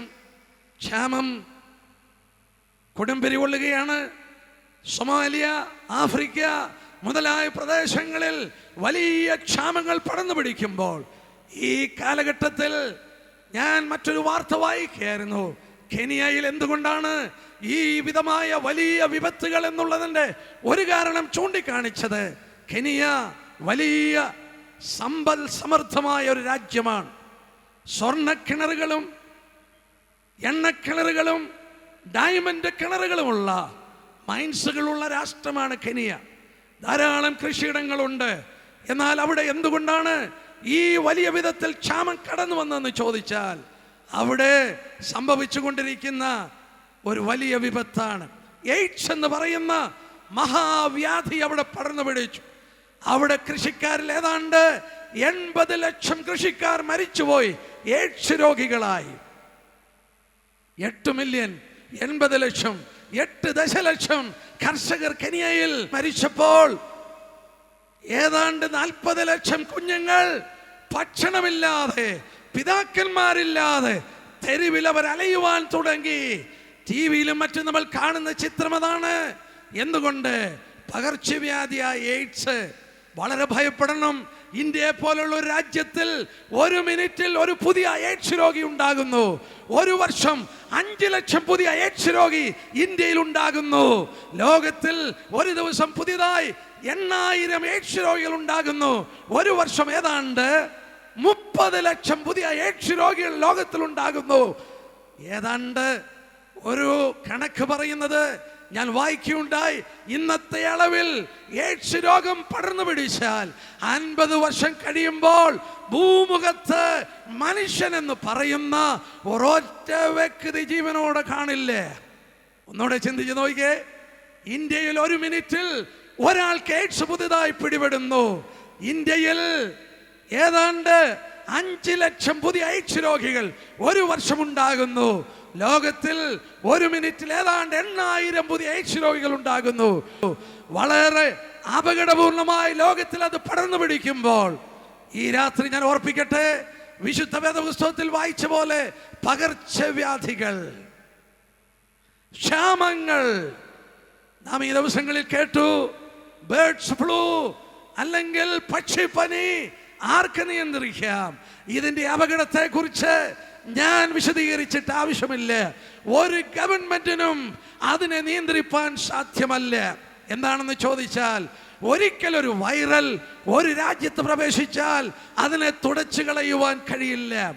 ആ വൈറൽ അവിടെ അവശേഷിക്കും. എയ്ഡ്സ് എന്ന് പറയുന്നത് ഒരു വൈറലാണ്. അത് ഇന്ത്യയിൽ കടന്നു വന്നു. ഇന്ത്യയുടെ മണ്ണിൽ അതിന്ന് വാണുകൊണ്ടിരിക്കുന്നു. പക്ഷിപ്പനിയുടെ വൈറൽ ഇന്ത്യയിൽ കടന്നു വന്നു. ലോകത്തിൽ അനേക രാജ്യങ്ങളിൽ കടന്നു വന്നു. അത് പോകുവാനല്ല, അവിടെ വസിപ്പാൻ അത് കടന്നു വന്നിരിക്കുകയാണ്. അതിനെ തുടച്ചു കളയുവാൻ സാധ്യമല്ല. TB എന്ന് പറയുന്ന ക്ഷയരോഗം ലോകത്തിൽ ഭയങ്കരമായി പടർന്നുകൊണ്ടിരിക്കുന്നു എന്നുള്ളത് മറക്കരുത്. ലോകത്തിൽ പുത്രോത്പാദനമുള്ള സ്ത്രീകളിൽ ഏറ്റവും അധികം മരിക്കുന്നത് TB രോഗം കൊണ്ടാണ്. അതിന്റെ കണക്കുകളൊക്കെ വന്നത് ഞാനിപ്പോൾ വിശദീകരിക്കുന്നില്ല. TB പടരുന്നു, എയ്ഡ്സ് പടരുന്നു, പക്ഷിപ്പനി പടരുന്നു.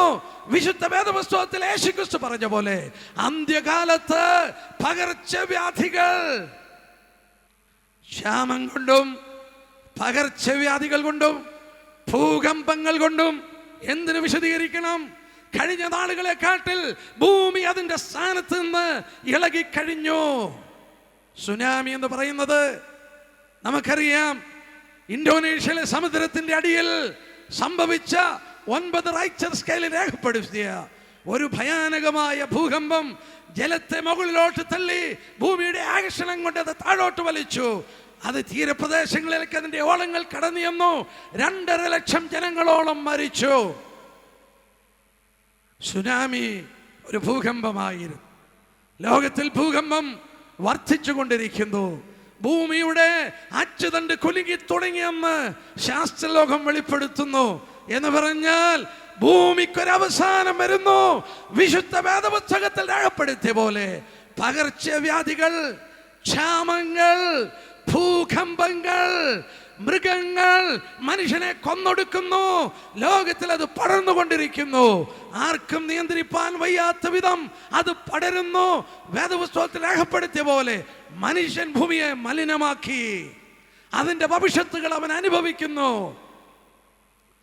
ദൈവം അനുഗ്രഹിച്ച ഭൂമി, ദൈവത്താൽ അനുഗ്രഹിക്കപ്പെട്ട ഭൂമി, ദൈവത്താൽ അനുഗ്രഹിക്കപ്പെട്ട മനുഷ്യൻ ഭയാനകമായ വിപത്തുകൾക്ക് അവൻ വശംവദനായിക്കൊണ്ടിരിക്കുകയാണ്. ഈ ലോകത്തിനൊരു അന്ത്യം വളരെ വ്യക്തമായി മുന്നിൽ കാണാം. ഈ ലോകം മുന്നോട്ട് പോകുവാൻ സാധ്യമല്ല. എന്റെ പ്രിയപ്പെട്ടവരെ, വിശുദ്ധ വേദപുസ്തകം ചൂണ്ടിക്കാണിക്കുന്ന പോലെ ലോക ശാസ്ത്രലോകം മനുഷ്യന് മുന്നറിയിപ്പ് തരുന്ന പോലെ ലോകത്തിന് മുന്നോട്ട് പോകുവാൻ സാധ്യമല്ല. പ്രപഞ്ച ശക്തികൾ ഇളകി തുടങ്ങി. പ്രപഞ്ചത്തിലാകമാനം ഒരു ഇളക്കം. റീത്ത, ആൽഫ, കത്രീന മുതലായ വലിയ ചുഴലി കൊടുങ്കാറ്റുകൾ ഭൂമിയിൽ അഞ്ഞടിക്കുന്നത് നിങ്ങൾ ശ്രദ്ധിച്ചു കാണും. വലിയ ഭൂകമ്പങ്ങൾ, വലിയ ചുഴലിക്കാറ്റുകൾ, വലിയ കൊടുങ്കാറ്റുകൾ. ഈ രാത്രി 1-2 വാക്യം നഹൂം പ്രവചനം 1-ാം അധ്യായത്തിന്റെ 3-ാം വാക്യം, യെശയ്യാവ് 29:6. അവിചാരിതമല്ല ഈ ഭൂകമ്പങ്ങളും ചുഴലി കൊടുങ്കാറ്റും, അവിചാരിതമല്ല എന്നുള്ളത് വേദപുസ്തകത്തിന്റെ വെളിച്ചത്തിൽ ഞാൻ ചൂണ്ടിക്കാണിക്കട്ടെ. നഹൂം പ്രവചനം 1:3. യഹോവ ദീർഘക്ഷമയും മഹാശക്തിയുമുള്ളവൻ, അവൻ ഒരിക്കലും ശിക്ഷിക്കാതെ വിടുകയില്ല. യഹോവയുടെ വഴി ചുഴലിക്കാറ്റിലും കൊടുങ്കാറ്റിലുമുണ്ട്, മേഘം അവന്റെ കാൽ കീഴിലെ പൊടിയാകും. യഹോവയുടെ വഴി ചുഴലി കൊടുങ്കാറ്റിലും ഭൂകമ്പത്തിലുമുണ്ട്. യെശയ്യാവ് 29:6. യെശയ്യാവ് 29:6. ഇടിമുഴക്കത്തോടും ഭൂകമ്പത്തോടും മഹാനാദത്തോടും കൂടെ ചുഴലിക്കാറ്റും കൊടുങ്കാറ്റും ദഹിപ്പിക്കുന്ന അഗ്നിജ്വാലയുമായി അത് സൈന്യങ്ങളുടെ യഹോവയാൽ സന്ദർശിക്കപ്പെടും. സൈന്യങ്ങളുടെ യഹോവ ഭൂമിയെ സന്ദർശിക്കുന്നു. അവൻ മനുഷ്യന് മുന്നറിയിപ്പ് കൊടുക്കുന്നു. ഭൂകമ്പത്താൽ, ചുഴലി കൊടുങ്കാറ്റിനാൽ. അമേരിക്കയുടെ തീരങ്ങളിൽ അടിച്ച കൊടുങ്കാറ്റുകളാണ് കത്രീന, ആൽഫ, വിൽമ മുതലായ വലിയ ചുഴലി കൊടുങ്കാറ്റുകൾ. എന്തിനവിടെ ആഞ്ഞടിച്ചു? 1602 വിശ്വാസത്തിന് വേണ്ടി ഞങ്ങൾ ദൈവവിശ്വാസികളാണെന്ന് പറഞ്ഞ് പൂർവ്വപിതാക്കന്മാരോടെ കുടിയേറി അവരുടെ ഓരോ കറൻസിയിലും ദൈവത്തിൽ ഞങ്ങൾ വിശ്വസിക്കുന്നു എന്ന് മുദ്ര പതിപ്പിച്ചുകൊണ്ട് അവരുടെ നിയമവലികൾ വേദപുസ്തകത്തിന് ആസ്പദമായി എഴുതി ഉണ്ടാക്കിയ ആ ഗവൺമെന്റ് ഇന്ന് സ്കൂളുകളിൽ വേദപുസ്തകം വായിക്കുന്നത് നിരോധിക്കുകയും ദൈവിക കാര്യങ്ങളെ കാറ്റിൽ പരത്തി ദൈവ വ്യവസ്ഥിതിക്ക് വിലയില്ലാതെ കൊടുത്തപ്പോൾ യഹോവയുടെ വഴി ചുഴലി കൊടുങ്കാറ്റിൽ അവിടെ പ്രത്യക്ഷമായി. നിങ്ങൾക്കറിയാം, ഭയങ്കരമായ കത്രീന കൊടുങ്കാറ്റ് ന്യൂ ഓർലീൻസ് പട്ടണത്തിൽ ആഞ്ഞടിച്ചു. ഒരുപക്ഷെ നമ്മളത് കേൾക്കുമ്പോൾ ഭൂമിയിൽ സംഭവിച്ചൊരു വലിയ വിപത്തെന്ന് മാത്രമേ ചിന്തിക്കുകയുള്ളൂ. എന്നാൽ ന്യൂ ഓർലീൻസ് എന്ന് പറയുന്ന പട്ടണത്തിൽ, മിസിസിപ്പി നദി ഒഴുകുന്ന ആ പട്ടണത്തിൽ അവിടുത്തെ മേയർ സ്വവർഗഭോഗികളുടെ ഒരു വലിയ മീറ്റിംഗ് വിളിച്ചു കൂട്ടുവാൻ ആഹ്വാനം കൊടുത്തുകൊണ്ട് കാര്യങ്ങൾ മുന്നോട്ട് നീക്കിയപ്പോൾ ആ മീറ്റിംഗ് ചൂതാട്ടത്തിന്റെ കേന്ദ്രമായി സമുദ്രത്തിൽ പൊങ്ങിക്കിടക്കുന്ന കാസിനോകളിലും മറ്റും നഗ്ന സ്ത്രീകൾ നൃത്തമാടിക്കൊണ്ട് അവിടെ ദൈവത്തെ മറന്നുകൊണ്ടുള്ള കാര്യങ്ങളിൽ അവർ ഏർപ്പെട്ടപ്പോൾ ദൈവത്തിന്റെ വഴി അവിടെ വെളിപ്പെട്ടു. കത്രീന, റീത്ത മുതലായ കൊടുങ്കാറ്റുകൾ അവിടെ ആഞ്ഞടിച്ചപ്പോൾ യഹോവയുടെ വഴി ചുഴലിക്കൊടുങ്കാറ്റിലും യഹോവയുടെ വഴി ഭൂകമ്പത്തിലും ഉണ്ടെന്ന് വേദപുസ്തകത്തിൽ പറഞ്ഞിരിക്കുന്നത് എത്ര സത്യമാണ്. ദൈവം മനുഷ്യന് മുന്നറിയിപ്പ് കൊടുക്കുകയാണ്. എൻ്റെ കേൾവിക്കാരോട് പറയട്ടെ, ഇത് ദൈവത്തിൻ്റെ മുന്നറിയിപ്പാണ്. ദൈവം ഭൂമിയോട് ഇടപെടുമ്പോൾ ഭൂകമ്പങ്ങളും ചുഴലിക്കൊടുങ്കാറ്റുകളും സംഭവിക്കുന്നത് ചരിത്രം നമുക്ക് മുന്നറിയിപ്പ് തരുന്നുണ്ട്. ഭൂമിയിൽ ഭൂകമ്പങ്ങൾ സംഭവിച്ച സമയങ്ങൾ തിരുവചനത്തിൽ രേഖപ്പെടുത്തി നമുക്ക് വായിപ്പാൻ കഴിയുന്നു. സീനായി പർവ്വതത്തിൽ ദൈവം ഇറങ്ങിയപ്പോൾ, ആ കൽപ്പന കൊടുത്തപ്പോൾ അവിടെ ഭൂകമ്പങ്ങൾ കൊണ്ട് പ്രകമ്പനമായി. എൻ്റെ പ്രിയപ്പെട്ടവരെ, യേശു ക്രിസ്തു ക്രൂശിൽ മരിക്കുമ്പോൾ അവിടെ ഭൂകമ്പമുണ്ടായി. അവന്റെ ഉയർപ്പിൽ ഭൂകമ്പമുണ്ടായി. യെസ്, ലോകത്തിൽ അവന്റെ ദാസന്മാരെ ജയിലിലടച്ച് അവരെ കൊല്ലുവാൻ ശ്രമിക്കുമ്പോൾ പലസ്തീന്റെ പ്രദേശത്ത് ഭൂകമ്പമുണ്ടായി. ഒറീസയുടെ പ്രദേശത്ത് ഗ്രഹാം സ്റ്റേറ്റ്സിനെ കുഞ്ഞുങ്ങളെയും ചുട്ടുകരിച്ചപ്പോൾ അവിടെ 200 കിലോമീറ്റർ അധികം വേഗതയിൽ ചുഴലി കൊടുങ്കാറ്റ് അവിടെ അടിച്ചുകൊണ്ട് അവിടെ ഭൂകമ്പം സംഭവിക്കുകയുണ്ടായി. സുനാമി സംഭവിച്ചത് ഇന്തോനേഷ്യയുടെ പ്രദേശത്ത് ക്രിസ്ത്യാനികൾക്ക് ക്രിസ്മസ് ആഘോഷിപ്പാൻ അനുവാദം കൊടുക്കാതെ ഡിസംബർ 24 വന്നു. അവരെ ഓടിച്ചു മലയിൽ കയറ്റിയപ്പോൾ അവിടെ സമുദ്രത്തിന്റെ അടിയിൽ ഭൂകമ്പമുണ്ടായി. വിശുദ്ധ വേദപുസ്തകം പറയുന്നു, യഹോവയുടെ വഴി ഭൂകമ്പത്തിലും ചുഴലി കൊടുങ്കാറ്റിലുമുണ്ട്. ഇത് അവിചാരിതമല്ല, സ്വർഗത്തിലെ ദൈവത്തിന്റെ കരമാണ്. യേശുക്രിസ്തു മുന്നറിയിപ്പ് തന്നത് ക്ഷാമം, ഭൂകമ്പം, പകർച്ചവ്യാധികൾ, കാട്ടുമൃഗങ്ങൾ മനുഷ്യനെ കൊന്നൊടുക്കുന്ന കാലഘട്ടം അത് ആവിർഭവിച്ചു. മുന്നോട്ട് പോകില്ല. ദൈവത്തിന്റെ മടങ്ങി വരവിന് മുമ്പ് അത് സംഭവിച്ചേ കഴിയുള്ളൂ. എന്റെ പ്രിയപ്പെട്ടവരെ, എയ്ഡ്സ് രോഗികളുടെ എണ്ണം വർദ്ധിക്കുന്നു. പകർച്ചവ്യാധികൾ ലോകത്തിൽ പടർന്നു പിടിക്കുന്നു. ലോക ജനസംഖ്യ സ്ഫോടനാത്മകമായി വർദ്ധിച്ചുകൊണ്ടിരിക്കുന്നു. ലോകത്തിന് മനുഷ്യരാവശ്യമായ ഭക്ഷണം ഉൽപ്പാദിപ്പിക്കുവാൻ സാധ്യമല്ലാതായി മാറി. ഉൽപ്പാദിപ്പിക്കുന്ന ഭക്ഷണ സാധനങ്ങൾ വിഷാംശം നിറഞ്ഞതായി, മനുഷ്യൻ കുടിക്കുന്ന വെള്ളം വിഷം നിറഞ്ഞതായി, മനുഷ്യൻ ശ്വസിക്കുന്ന വായു അത് മലിനപ്പെട്ട് വിഷം നിറഞ്ഞതായി. ഭൂമിക്ക് മുന്നോട്ട് പോകുവാൻ സാധ്യമല്ല. ഭൂമി അതിന്റെ അന്ത്യത്തിൽ വരുന്നു. ഇതിനൊരു അന്ത്യമുണ്ട്. യേശുക്രിസ്തു മടങ്ങി വന്ന് ചരിത്രത്തിൽ ഇടപെട്ട് കാര്യങ്ങൾ യഥാസ്ഥാനപ്പെടുത്തുകയല്ലാതെ മനുഷ്യന് മറ്റൊരു പോംവഴിയില്ല. അവൻ മടങ്ങി വന്നെങ്കിലേ സാധിക്കുള്ളൂ. വചനത്തിൽ വായിച്ച പോലെ പ്രഭാതം പോലെ നിശ്ചയമാണ് അവന്റെ വരവ്. ഒന്നാം വരവ് അത് സത്യമായി സംഭവിച്ചു.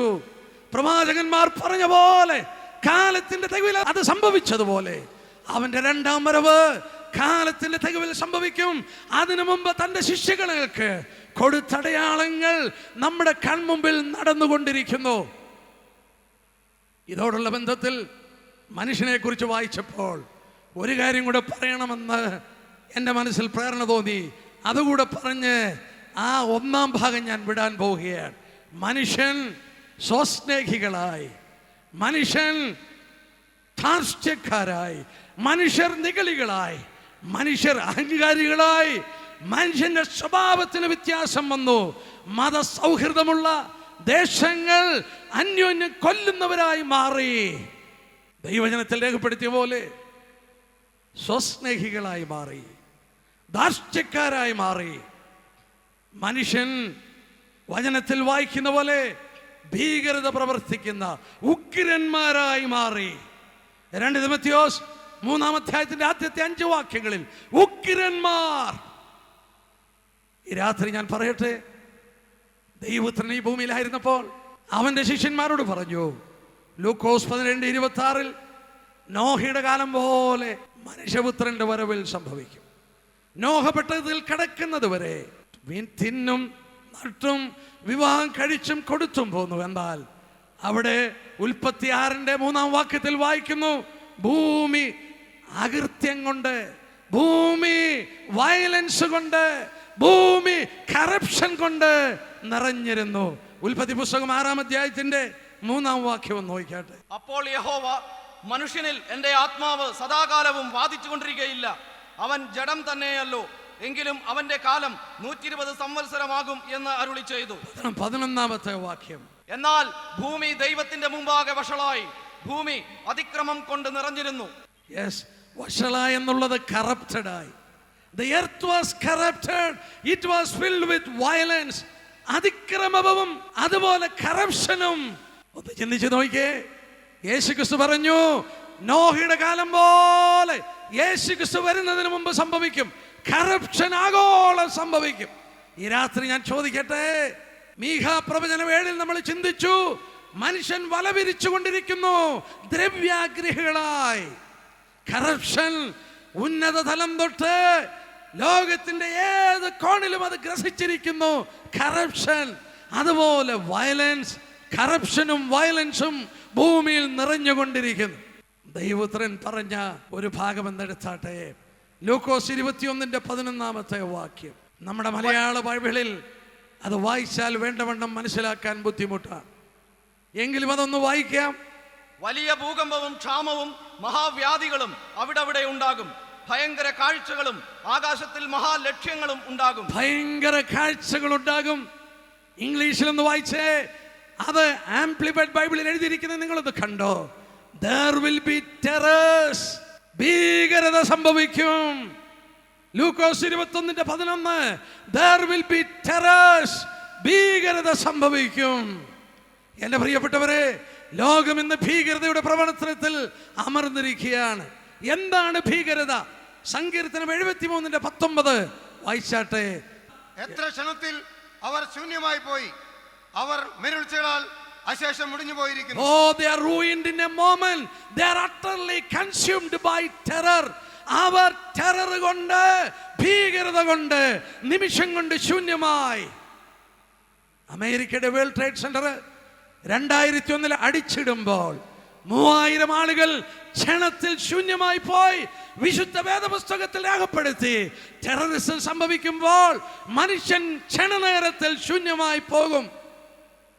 ആരാണ് ടെററിസ്റ്റുകൾ? യോബിന്റെ പുസ്തകം 15 21-22 വാക്യം. ഘോരനാദം അവന്റെ ചെവിയിൽ മുഴങ്ങുന്നു, സുഖമായിരിക്കയിൽ കവർച്ചക്കാരൻ അവന്റെ നേരെ വരുന്നു. അന്ധകാരത്തിൽ നിന്ന് മടങ്ങി വരുന്നത് അവൻ വിശ്വസിക്കുന്നില്ല, അവൻ വാളിനിരയായി നിയമിക്കപ്പെട്ടിരിക്കുന്നു. Yes, sounds of terror in his ears. ഭീകരതയുടെ ശബ്ദം അവന്റെ കാതിൽ. He despised of escaping the darkness. He is marked for sword. അവൻ വാളിന് വേണ്ടി നിയമിക്കപ്പെട്ടു. അവൻ അതിൽ നിന്ന് രക്ഷപ്പെടുമെന്നുള്ള ചിന്ത തള്ളിക്കളയുമ്പോൾ മരിക്കുവാൻ ബോംബുകളായി കടന്നു പോകുന്നവരെ വേദപുസ്തകം രേഖപ്പെടുത്തി. യോബിന്റെ പുസ്തകം 15-21-22 വാക്യങ്ങളിൽ ഭീകര പ്രവർത്തനം ചെയ്യുന്നവരെ കുറിച്ച് വേദപുസ്തകം രേഖപ്പെടുത്തി. മനുഷ്യ ബോംബുകളായി പോകുന്നവർ മടങ്ങി വരുമെന്നൊരു ചിന്ത അവർക്കില്ല. മരിക്കുവാൻ അവർ കടന്നു പോകുന്നു. രക്ഷപ്പെടുന്ന കാര്യം അവർ തള്ളിക്കളയുന്നു. അവർ പ്രവർത്തനം മൂലം വചനത്തിൽ വായിച്ച പോലെ ക്ഷണത്തിൽ അവർ ശൂന്യമാകുന്നു. They are utterly consumed by terror in a moment. ഒരു നിമിഷം കൊണ്ട് ശൂന്യമായി പോകും. യേശുക്രിസ്തു പറഞ്ഞു, അവസാനമാകുമ്പോൾ ലോകത്തിലാകമാനം ഭീകരതയുണ്ടാകും. എന്റെ പ്രിയപ്പെട്ട കേൾവിക്കാരോട് ഞാൻ പറയട്ടെ, ഇന്ന് ഭീകര പ്രവർത്തനം അതിഭീകരമായി വർദ്ധിച്ചുകൊണ്ടിരിക്കുന്നു.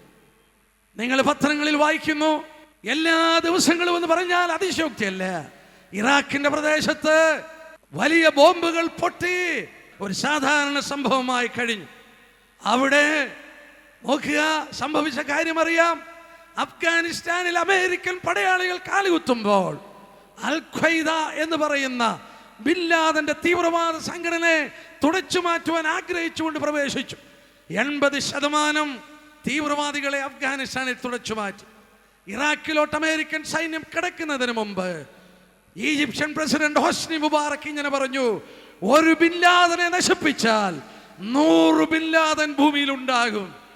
International institute of strategic studies, അതായത് അന്തർദേശീയമായി ലോക സൈന്യങ്ങളെ കുറിച്ച് പഠനം നടത്തുന്ന ലണ്ടനിലുള്ള വലിയൊരു സംഘടനയാണ് international institute of strategic studies. അവരുടെ പഠനം ഇങ്ങനെ വെളിപ്പെടുത്തി, ഇന്ന് അൽ ഖ്വയ്ദ ലോകത്തിൽ ഭയാനകമായ വിധത്തിൽ വ്യാപരിച്ചു കഴിഞ്ഞു. ലോകത്തിൽ കുറഞ്ഞത് ഏതാണ്ട് 18,000 ആളുകൾ 90 രാജ്യങ്ങളിൽ ഭീകരതയ്ക്ക് വേണ്ടി തങ്ങളെ തന്നെ എഴുതി കൊടുത്തു കഴിഞ്ഞു, മരിക്കുവാൻ തയ്യാറായി. 90 രാജ്യങ്ങളിൽ മരിക്കുവാൻ 18,000 ആളുകൾ ജീവൻ കൊടുത്തു കഴിഞ്ഞു, മനുഷ്യ ബോംബുകളായി ചാകുവാൻ. ഇറാഖിൽ അമേരിക്ക പ്രവേശിച്ചു. അവിടെ സംഭവിച്ചതറിയാം. അവരുടെ കാലുറപ്പിക്കുവാൻ ഷിയകളുടെയും കുർദുകളുടെയും ആളുകൾക്ക് സപ്പോർട്ട് ചെയ്തുകൊണ്ട് സുന്നികളെ ഒതുക്കുവാൻ ശ്രമിച്ചപ്പോൾ സുന്നികൾ തീവ്രവാദവുമായി ഷിയകൾക്കും കുർദുകൾക്കും അമേരിക്കയ്ക്കും എതിരായി ബോംബുകൾ പൊട്ടിച്ചപ്പോൾ അവർ മടക്കി പൊട്ടിക്കുവാൻ തുടങ്ങി. മധ്യപൂർവദേശം സംഘർഷമായി കഴിഞ്ഞു. ഇറാൻ ഷിയകളാണ്, സൗദി അറേബ്യ സുന്നിയാണ്.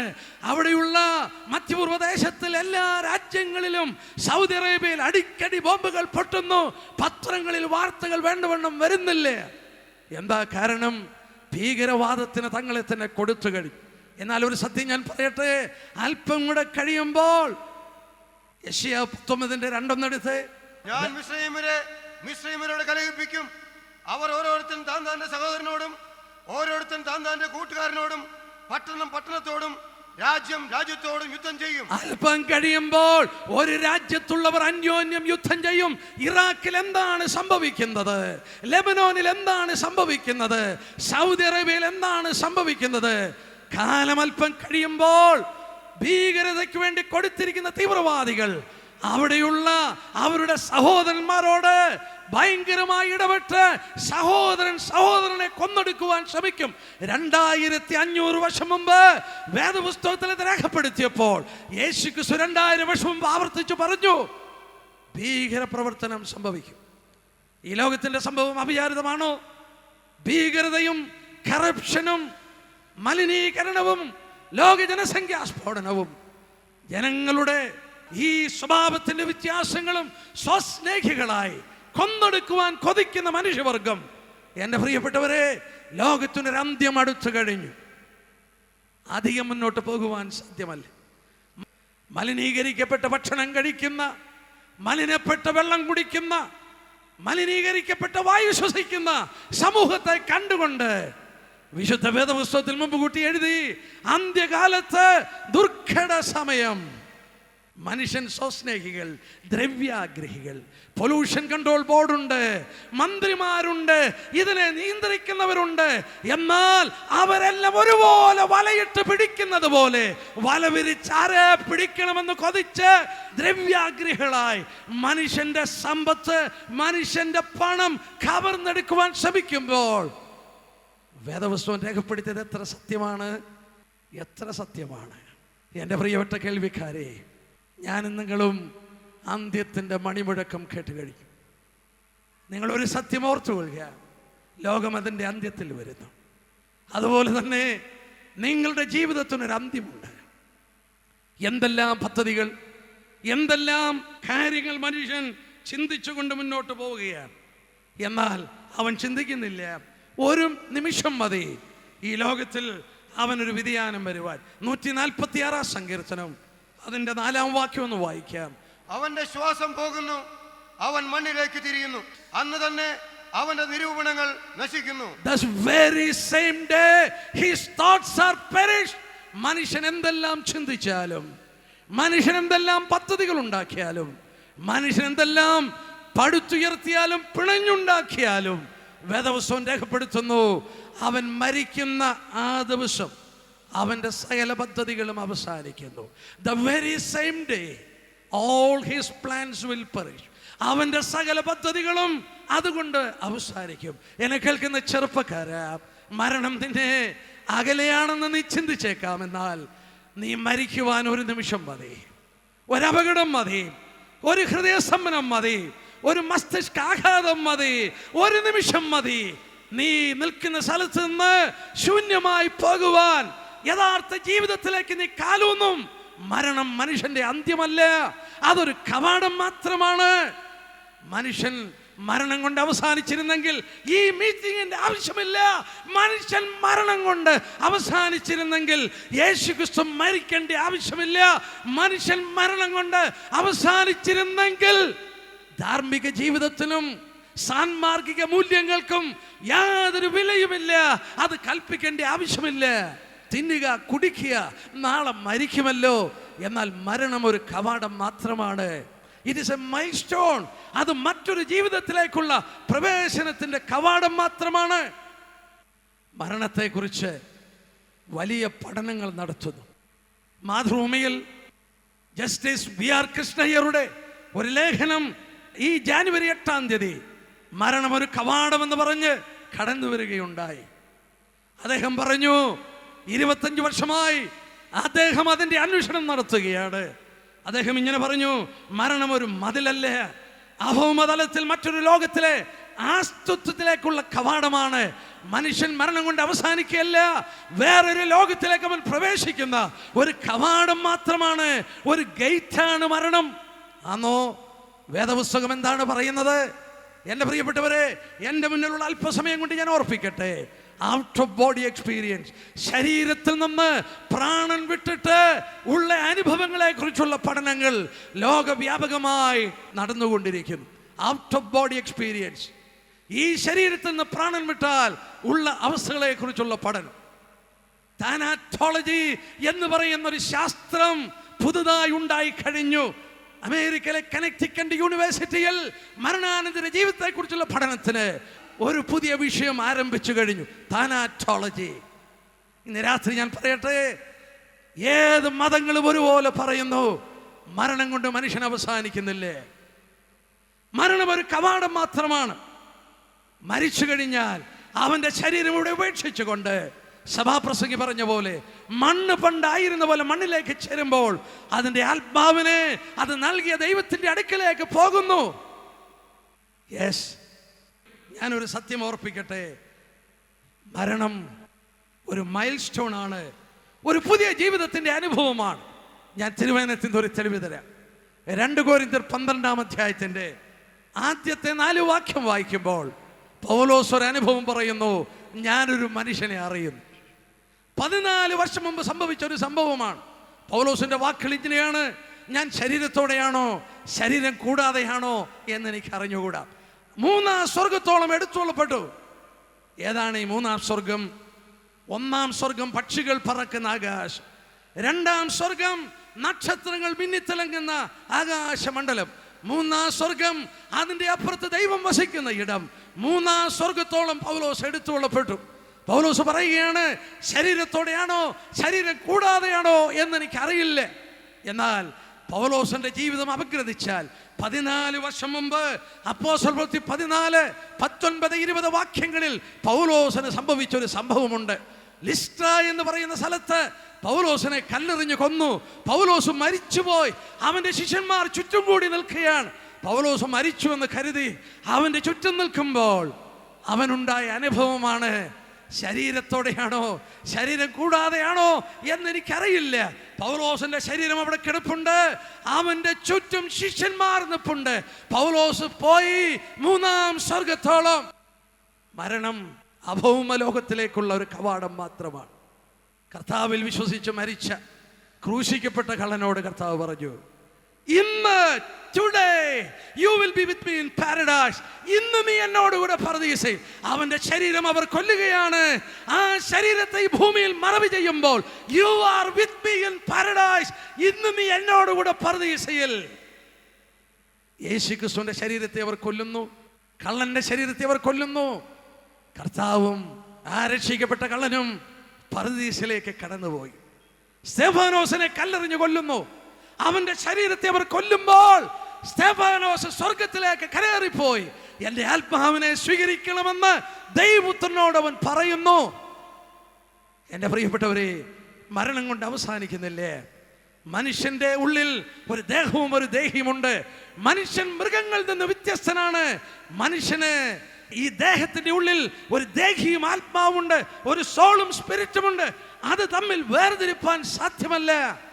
അതിന് ഈ ശരീരത്തിൽ വസിക്കുമ്പോഴുള്ള അനുഭവങ്ങൾ പൂർണ്ണമായുണ്ട്. ലൂക്കോസ് 16 യേശുക്രിസ്തു ധനവാന്റെയും ലാസറിന്റെയും മരണാനുഭവത്തെ കുറിച്ച് തിരശ്ശീല മാറ്റി കാണിച്ചു.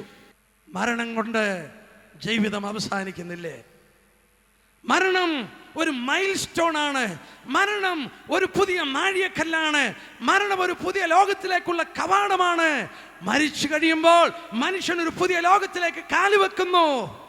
അവൻ അവിടെ വെച്ച് മനസ്സിലാക്കും, ജീവിതം വെറും ശാരീരികമല്ല, ജീവിതം ആത്മാവ് കൂടെ ഉള്ളതാണെന്ന് മനസ്സിലാക്കും.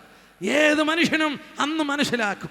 അന്ന് വരെ അവൻ കരുതിയിരുന്ന അവൻ്റെ ചിന്തകൾ മരണത്തോടെ അവസാനിക്കുമ്പോൾ അവൻ ജീവിതത്തെ പുതിയൊരു മുഖത്തിൽ ദർശിപ്പാൻ തുടങ്ങും. അയ്യോ, ഞാൻ ഇതിനു വേണ്ടി ആയിരുന്നോ ഈ സമയങ്ങൾ ചിലവഴിച്ചത്? ഇതിനു വേണ്ടി ആയിരുന്നോ ഞാൻ ഓടി നടന്നത്? വിലയില്ലാത്തതിനു വേണ്ടി അവൻ്റെ സമയങ്ങൾ ചെലവഴിച്ചതായി അവന് മനസ്സിലാകും. മരണത്തോടുകൂടെ ജീവിതത്തിൻ്റെ ഒരു പുതിയ മുഖത്തിൽ അവൻ ദർശിപ്പാൻ തുടങ്ങും. കവികളും ഫിലോസഫേഴ്സ്, തത്വജ്ഞാനികളും ഏറ്റവും അധികം പറഞ്ഞിരിക്കുന്നത് മരണത്തെക്കുറിച്ച്. കവികൾ ധാരാളം കവിതകൾ എഴുതി, ഫിലോസഫേഴ്സ് ധാരാളം എഴുതി മരണത്തെക്കുറിച്ച്. എന്തുകൊണ്ടാണ്? മരണം നിശ്ചയമാണ്. മരണം മനസ്സിന് മനസ്സിലാക്കുവാൻ സാധ്യമല്ലാത്ത എന്തോ ഒന്നാണ്. മനുഷ്യനപ്പുറം എന്തെന്നുള്ളത് ഗ്രഹിപ്പാൻ കഴിയാതെ വന്നപ്പോൾ അതിലേക്ക് അവൻ ചികഞ്ഞു നോക്കുകയാണ്. കവിതകളിലൂടെ, തത്വചിന്തകളിലൂടെ അവൻ മരണത്തെ വളരെ ഭയപ്പെട്ടിരുന്നു. വേദപുസ്തകത്തിൽ പറഞ്ഞൊരു വാക്യം നോക്കാം. യോബിന്റെ പുസ്തകം 18:14. യോബ് 18:14. അത് എബ്രായർ 2:15 ചേർത്ത് വായിക്കാം. ജീവപര്യന്തം മരണഭീതിയിൽ അടിമകളായിരുന്നവരെയൊക്കെയും വിടുവിച്ചു. യേശുക്രിസ്തുവിന്റെ മരണത്താൽ ജീവപര്യന്തം മരണഭീതിയിൽ അടിമകളായിരുന്നവരെ വിടുവിച്ചു. യെസ്, യോബ് 18:14 വായിച്ചേ. അവൻ ആശ്രയിച്ച കൂടാരത്തിൽ നിന്ന് അവൻ വേർപറഞ്ഞു പോകും, ഘോരരാജാവിന്റെ അടുക്കലേക്ക് അവനെ കൊണ്ടുപോകും. അവൻ ആശ്രയിച്ച കൂടാരത്തിൽ നിന്ന് വേർപറഞ്ഞു പോകും. 2 കൊരിന്ത്യർ 5:1 അവിടെ ഇങ്ങനെ വായിക്കുന്നു, കൂടാരമായി ഞങ്ങളുടെ ഭൗമഭവനം അഴിയും. ഈ കൂടാരം അഴിയും. കൂടാരം അഴിയുമ്പോൾ ഘോരരാജാവിന്റെ അടുക്കലോട്ട് പോകുന്നു. ആരാണ് ഈ ഘോരരാജാവ്? മരണമെന്ന ടെറർ. ഏത് മനുഷ്യനും ഭയപ്പെടുന്ന ഒന്നുണ്ട്, മരണം. വേദപുസ്തകത്തിൽ രേഖപ്പെടുത്തി ജീവപര്യന്തം മരണഭീതി. എന്നെ പ്രിയപ്പെട്ടവരെ, ആരാണ് മരണത്തെ ഭയപ്പെടുന്നത്? എന്തുകൊണ്ട് ഭയപ്പെടുന്നു? ഫ്രാൻസിസ് ബെക്കൻ എന്ന് പറയുന്ന ഒരു ഭക്തനായ മനുഷ്യൻ ഇങ്ങനെ പറഞ്ഞു, men fear death as children fear darkness. ഒരു നടന്ന സംഭവം ഞാൻ വായിച്ചത് ഓർപ്പിക്കട്ടെ. നടന്ന സംഭവം കാനഡയിൽ ലോങ് റാപ്പിഡ്സ് ഹേ റിവറിൽ അൽബാന എന്ന് പറയുന്ന സ്ഥലത്ത് എക്സ്പ്ലോറർ, അതായത് വനാന്തരങ്ങളിൽ പലതും കണ്ടുപിടിക്കുവാൻ ഒരു ചെറുപ്പക്കാരൻ കടന്നുപോയി. ഏതാനും നാളുകളായി അദ്ദേഹത്തെ കാണാനില്ലേ. അദ്ദേഹത്തെ അന്വേഷിച്ചുകൊണ്ട് ചിലർ പുറകെ അന്വേഷിച്ച് കടന്നുപോയി. അവർ അന്വേഷിച്ച് കടന്നു എന്ന് അവസാനം കണ്ടുപിടിക്കുമ്പോൾ ഒരു കൊച്ച് കൂടാരം പോലെയുള്ള ഒരു സ്ഥലത്തിൽ മരിച്ച ഈ മനുഷ്യനിരിക്കുകയാണ്. അദ്ദേഹത്തിൻ്റെ മടിയിൽ ഒരു ബെഞ്ച് പോലെ ഒരു പല കഷ്ണമുണ്ട്. അതിൽ കടലാസും പേനയുമുണ്ട്. എന്തോ എഴുതി പിടിച്ചുകൊണ്ട് ആ മനുഷ്യൻ അങ്ങനെ ഇരുന്ന് മരിച്ചു. ആ കടലാസ് അവരെടുത്ത് വായിച്ചപ്പോൾ അവൻ്റെ അമ്മയ്ക്ക് അവൻ എഴുതുകയാണ്, മമ്മി, സൺ ഈസ് സെറ്റിംഗ്. സൂര്യൻ മമ്മി അസ്തമിക്കുന്നുണ്ട്. എനിക്ക് നടക്കാൻ വയ്യ. എൻ്റെ ശരീരത്തിൽ തണുപ്പ് തോന്നുന്നു. കഴിഞ്ഞ 40 ദിവസമായി ഞാൻ ഭക്ഷണം കഴിച്ചിട്ടില്ലേ. എൻ്റെ ശരീരമൊക്കെ അസ്ഥികളും അത് ത്വക്കുമായി മാറിക്കഴിഞ്ഞു. എനിക്കൊരു ചുവട് പോലും എടുത്തു വെൽപ്പാൻ നിവൃത്തിയില്ലേ. എനിക്ക് ഭക്ഷിപ്പാൻ യാതൊരു ഭക്ഷണവുമില്ല. വായിക്കാൻ ചില മാസികയുണ്ട്. ആ നിസാര കഥകളിൽ എനിക്ക് താല്പര്യമില്ല. തനിയെ കളിക്കുന്ന ചീട്ടിൻ്റെ കുത്തുവിടയുണ്ട്. എനിക്ക് ആ സില്ലി കാര്യത്തിൽ ഒട്ടും താല്പര്യമില്ല. എന്നെ ആകെ ഭരിക്കുന്ന കാര്യം, ദൈവം എൻ്റെ പാപം ക്ഷമിക്കുമോ? ആ ചെറുപ്പക്കാരൻ മരണത്തോടടുത്തപ്പോൾ അവൻ്റെ അമ്മയ്ക്ക് എഴുതുകയാണ്, അവൻ അന്ന് വരെ ഇമ്പം കണ്ടിരുന്ന ഒന്നിലും അവന് താല്പര്യമില്ല. അവനെ ഭരിക്കുന്ന ചിന്ത, ദൈവം എൻ്റെ പാപം ക്ഷമിക്കുമോ?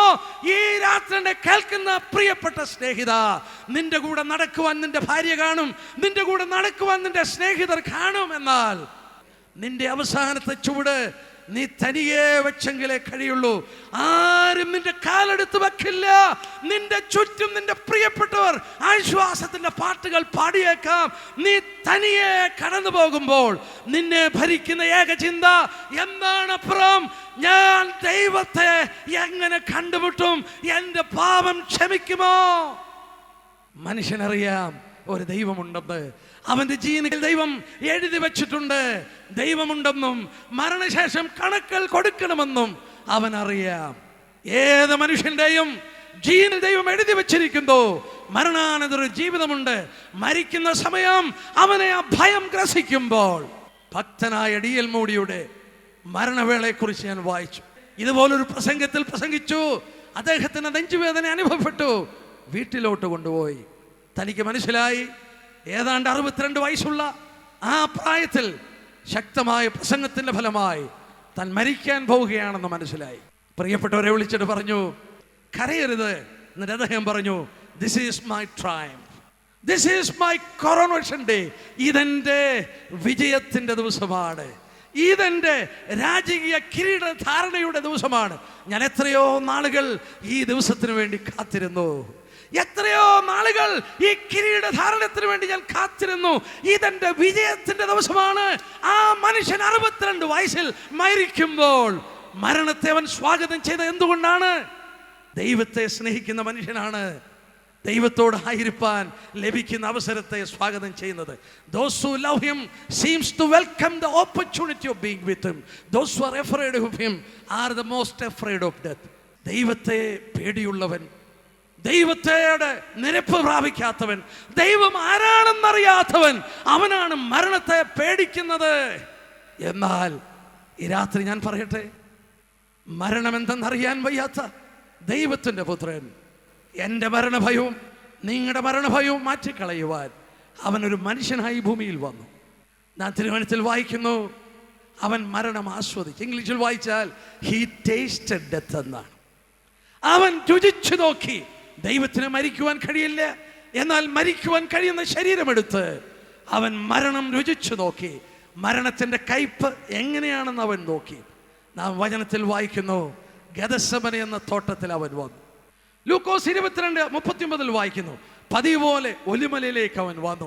ഗെത്സമന എന്ന വാക്കിന്റെ അർത്ഥം ഓയിൽ പ്രസ് എന്നാണ്, ഒലിവെണ്ണ പിഴിയുന്ന ചക്കെന്നാണ്. കർത്താവിൻ്റെ ജീവിതത്തിൽ അനേക പ്രാവശ്യം ആ ഒലിമലയിൽ അവൻ രാത്രി ചെലവഴിച്ചിട്ടുണ്ട്, ശിഷ്യന്മാരെ ഉപദേശിച്ചിട്ടുണ്ട്. ജീവിതത്തിൻ്റെ അന്ത്യത്തിൽ ഒലിവ് പറിച്ചെടുത്ത് ചക്കിലിട്ടിടിച്ചു പിഴിഞ്ഞ് അതിൻ്റെ ചാറെടുക്കുന്നത് പോലെ ലോകത്തിൽ മനുഷ്യനായി അവതരിച്ച ദൈവപുത്രൻ ഗെത്സമന എന്ന് പറയുന്ന എണ്ണ ചക്കിൻ്റെ പ്രദേശത്തേട്ട് അവൻ അവസാനമായി നടന്നു നീങ്ങി. അവിടെ അവൻ്റെ വിയർപ്പുകൾ നിലത്ത് വീഴുന്ന ചോരത്തുള്ളി പോലെയായി. അവൻ പ്രാർത്ഥിക്കുകയാണ്, പിതാവേ, കഴിയുമെങ്കിൽ ഈ പാനപാത്രം ഒന്ന് നീക്കിത്തരണം. അവൻ പ്രാർത്ഥിക്കുകയാണ്. എന്നെ പ്രിയപ്പെട്ടവരെ, അവൻ്റെ വിയർപ്പ് എന്തുകൊണ്ട് ചോരത്തുള്ളി പോലെയായി? ശാസ്ത്രം പുരോഗമിച്ചപ്പോൾ അവരിങ്ങനെ കണ്ടുപിടിച്ചു, അത് ക്രോമിഡ്രോസിസ് എന്ന് പറയുന്ന ഒരു പ്രതിഭാസമാണ്.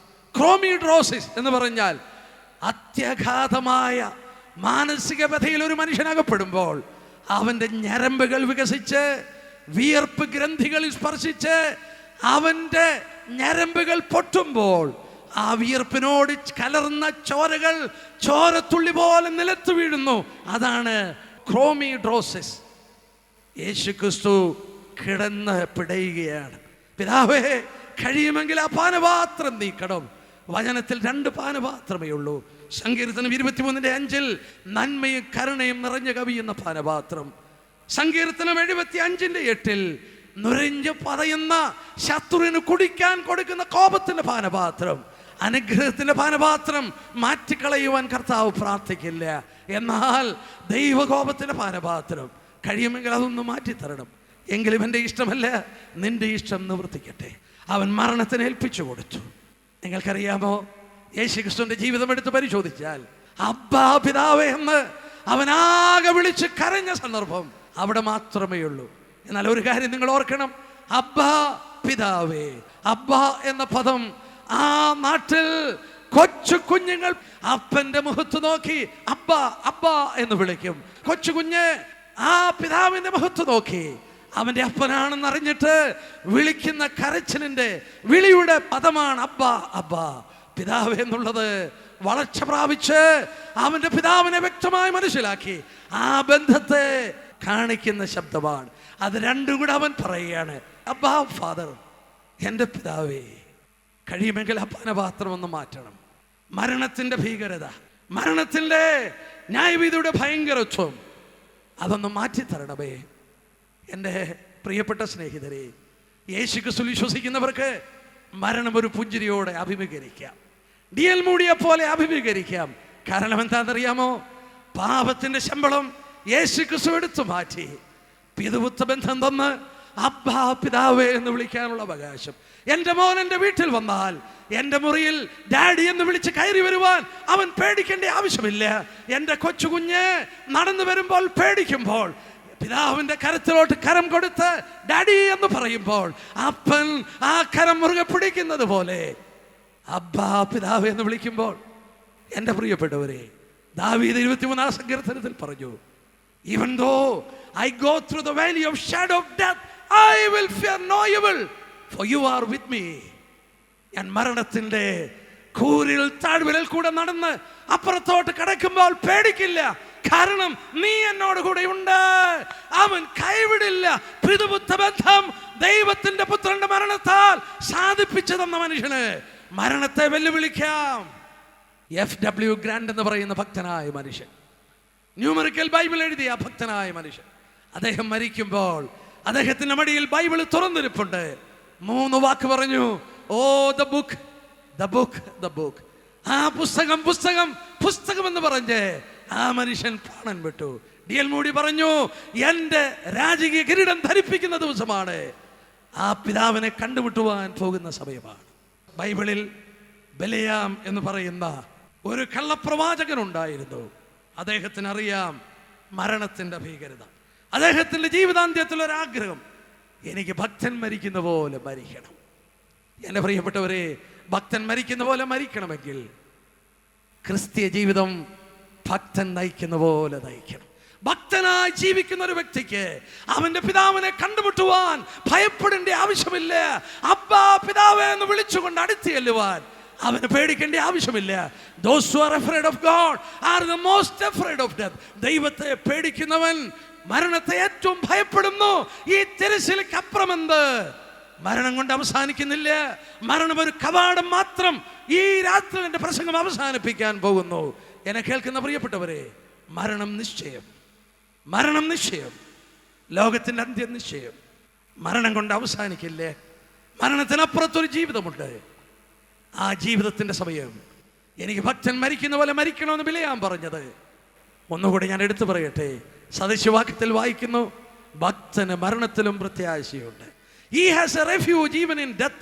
മരിക്കുമ്പോഴും അവനൊരു അഭയസ്ഥാനമുണ്ട്. അവൻ്റെ പിതാവ് ആ കരം പിടിച്ച് അവനെ അങ്ങ് തുറമുഖത്തിലേക്ക് നടത്തും. ഈ രാത്രി നിങ്ങളൊന്ന് ചിന്തിച്ചേ, ലോകം അതിൻ്റെ അന്ത്യത്തിലേക്ക് വന്നു. ലോകം അധികം മുന്നോട്ട് പോകില്ലേ? ലോക സംഭവങ്ങൾ ഒരു കാര്യം വ്യക്തമാക്കുന്നു, എത്രയും വേഗം ഈ ലോകം അവസാനം അതിൻ്റെ അന്ത്യം കാണുവാൻ പോവുകയാണ്. യേശു ക്രിസ്തു മടങ്ങി വരാൻ പോവുകയാണ്. അല്ല, മരണമാണ് നിങ്ങളെ ഭരിക്കുന്നതെങ്കിൽ മരണത്തിനപ്പുറം ഒരു ജീവിതമുണ്ട്. മരണം കൊണ്ട് അവസാനിക്കില്ല.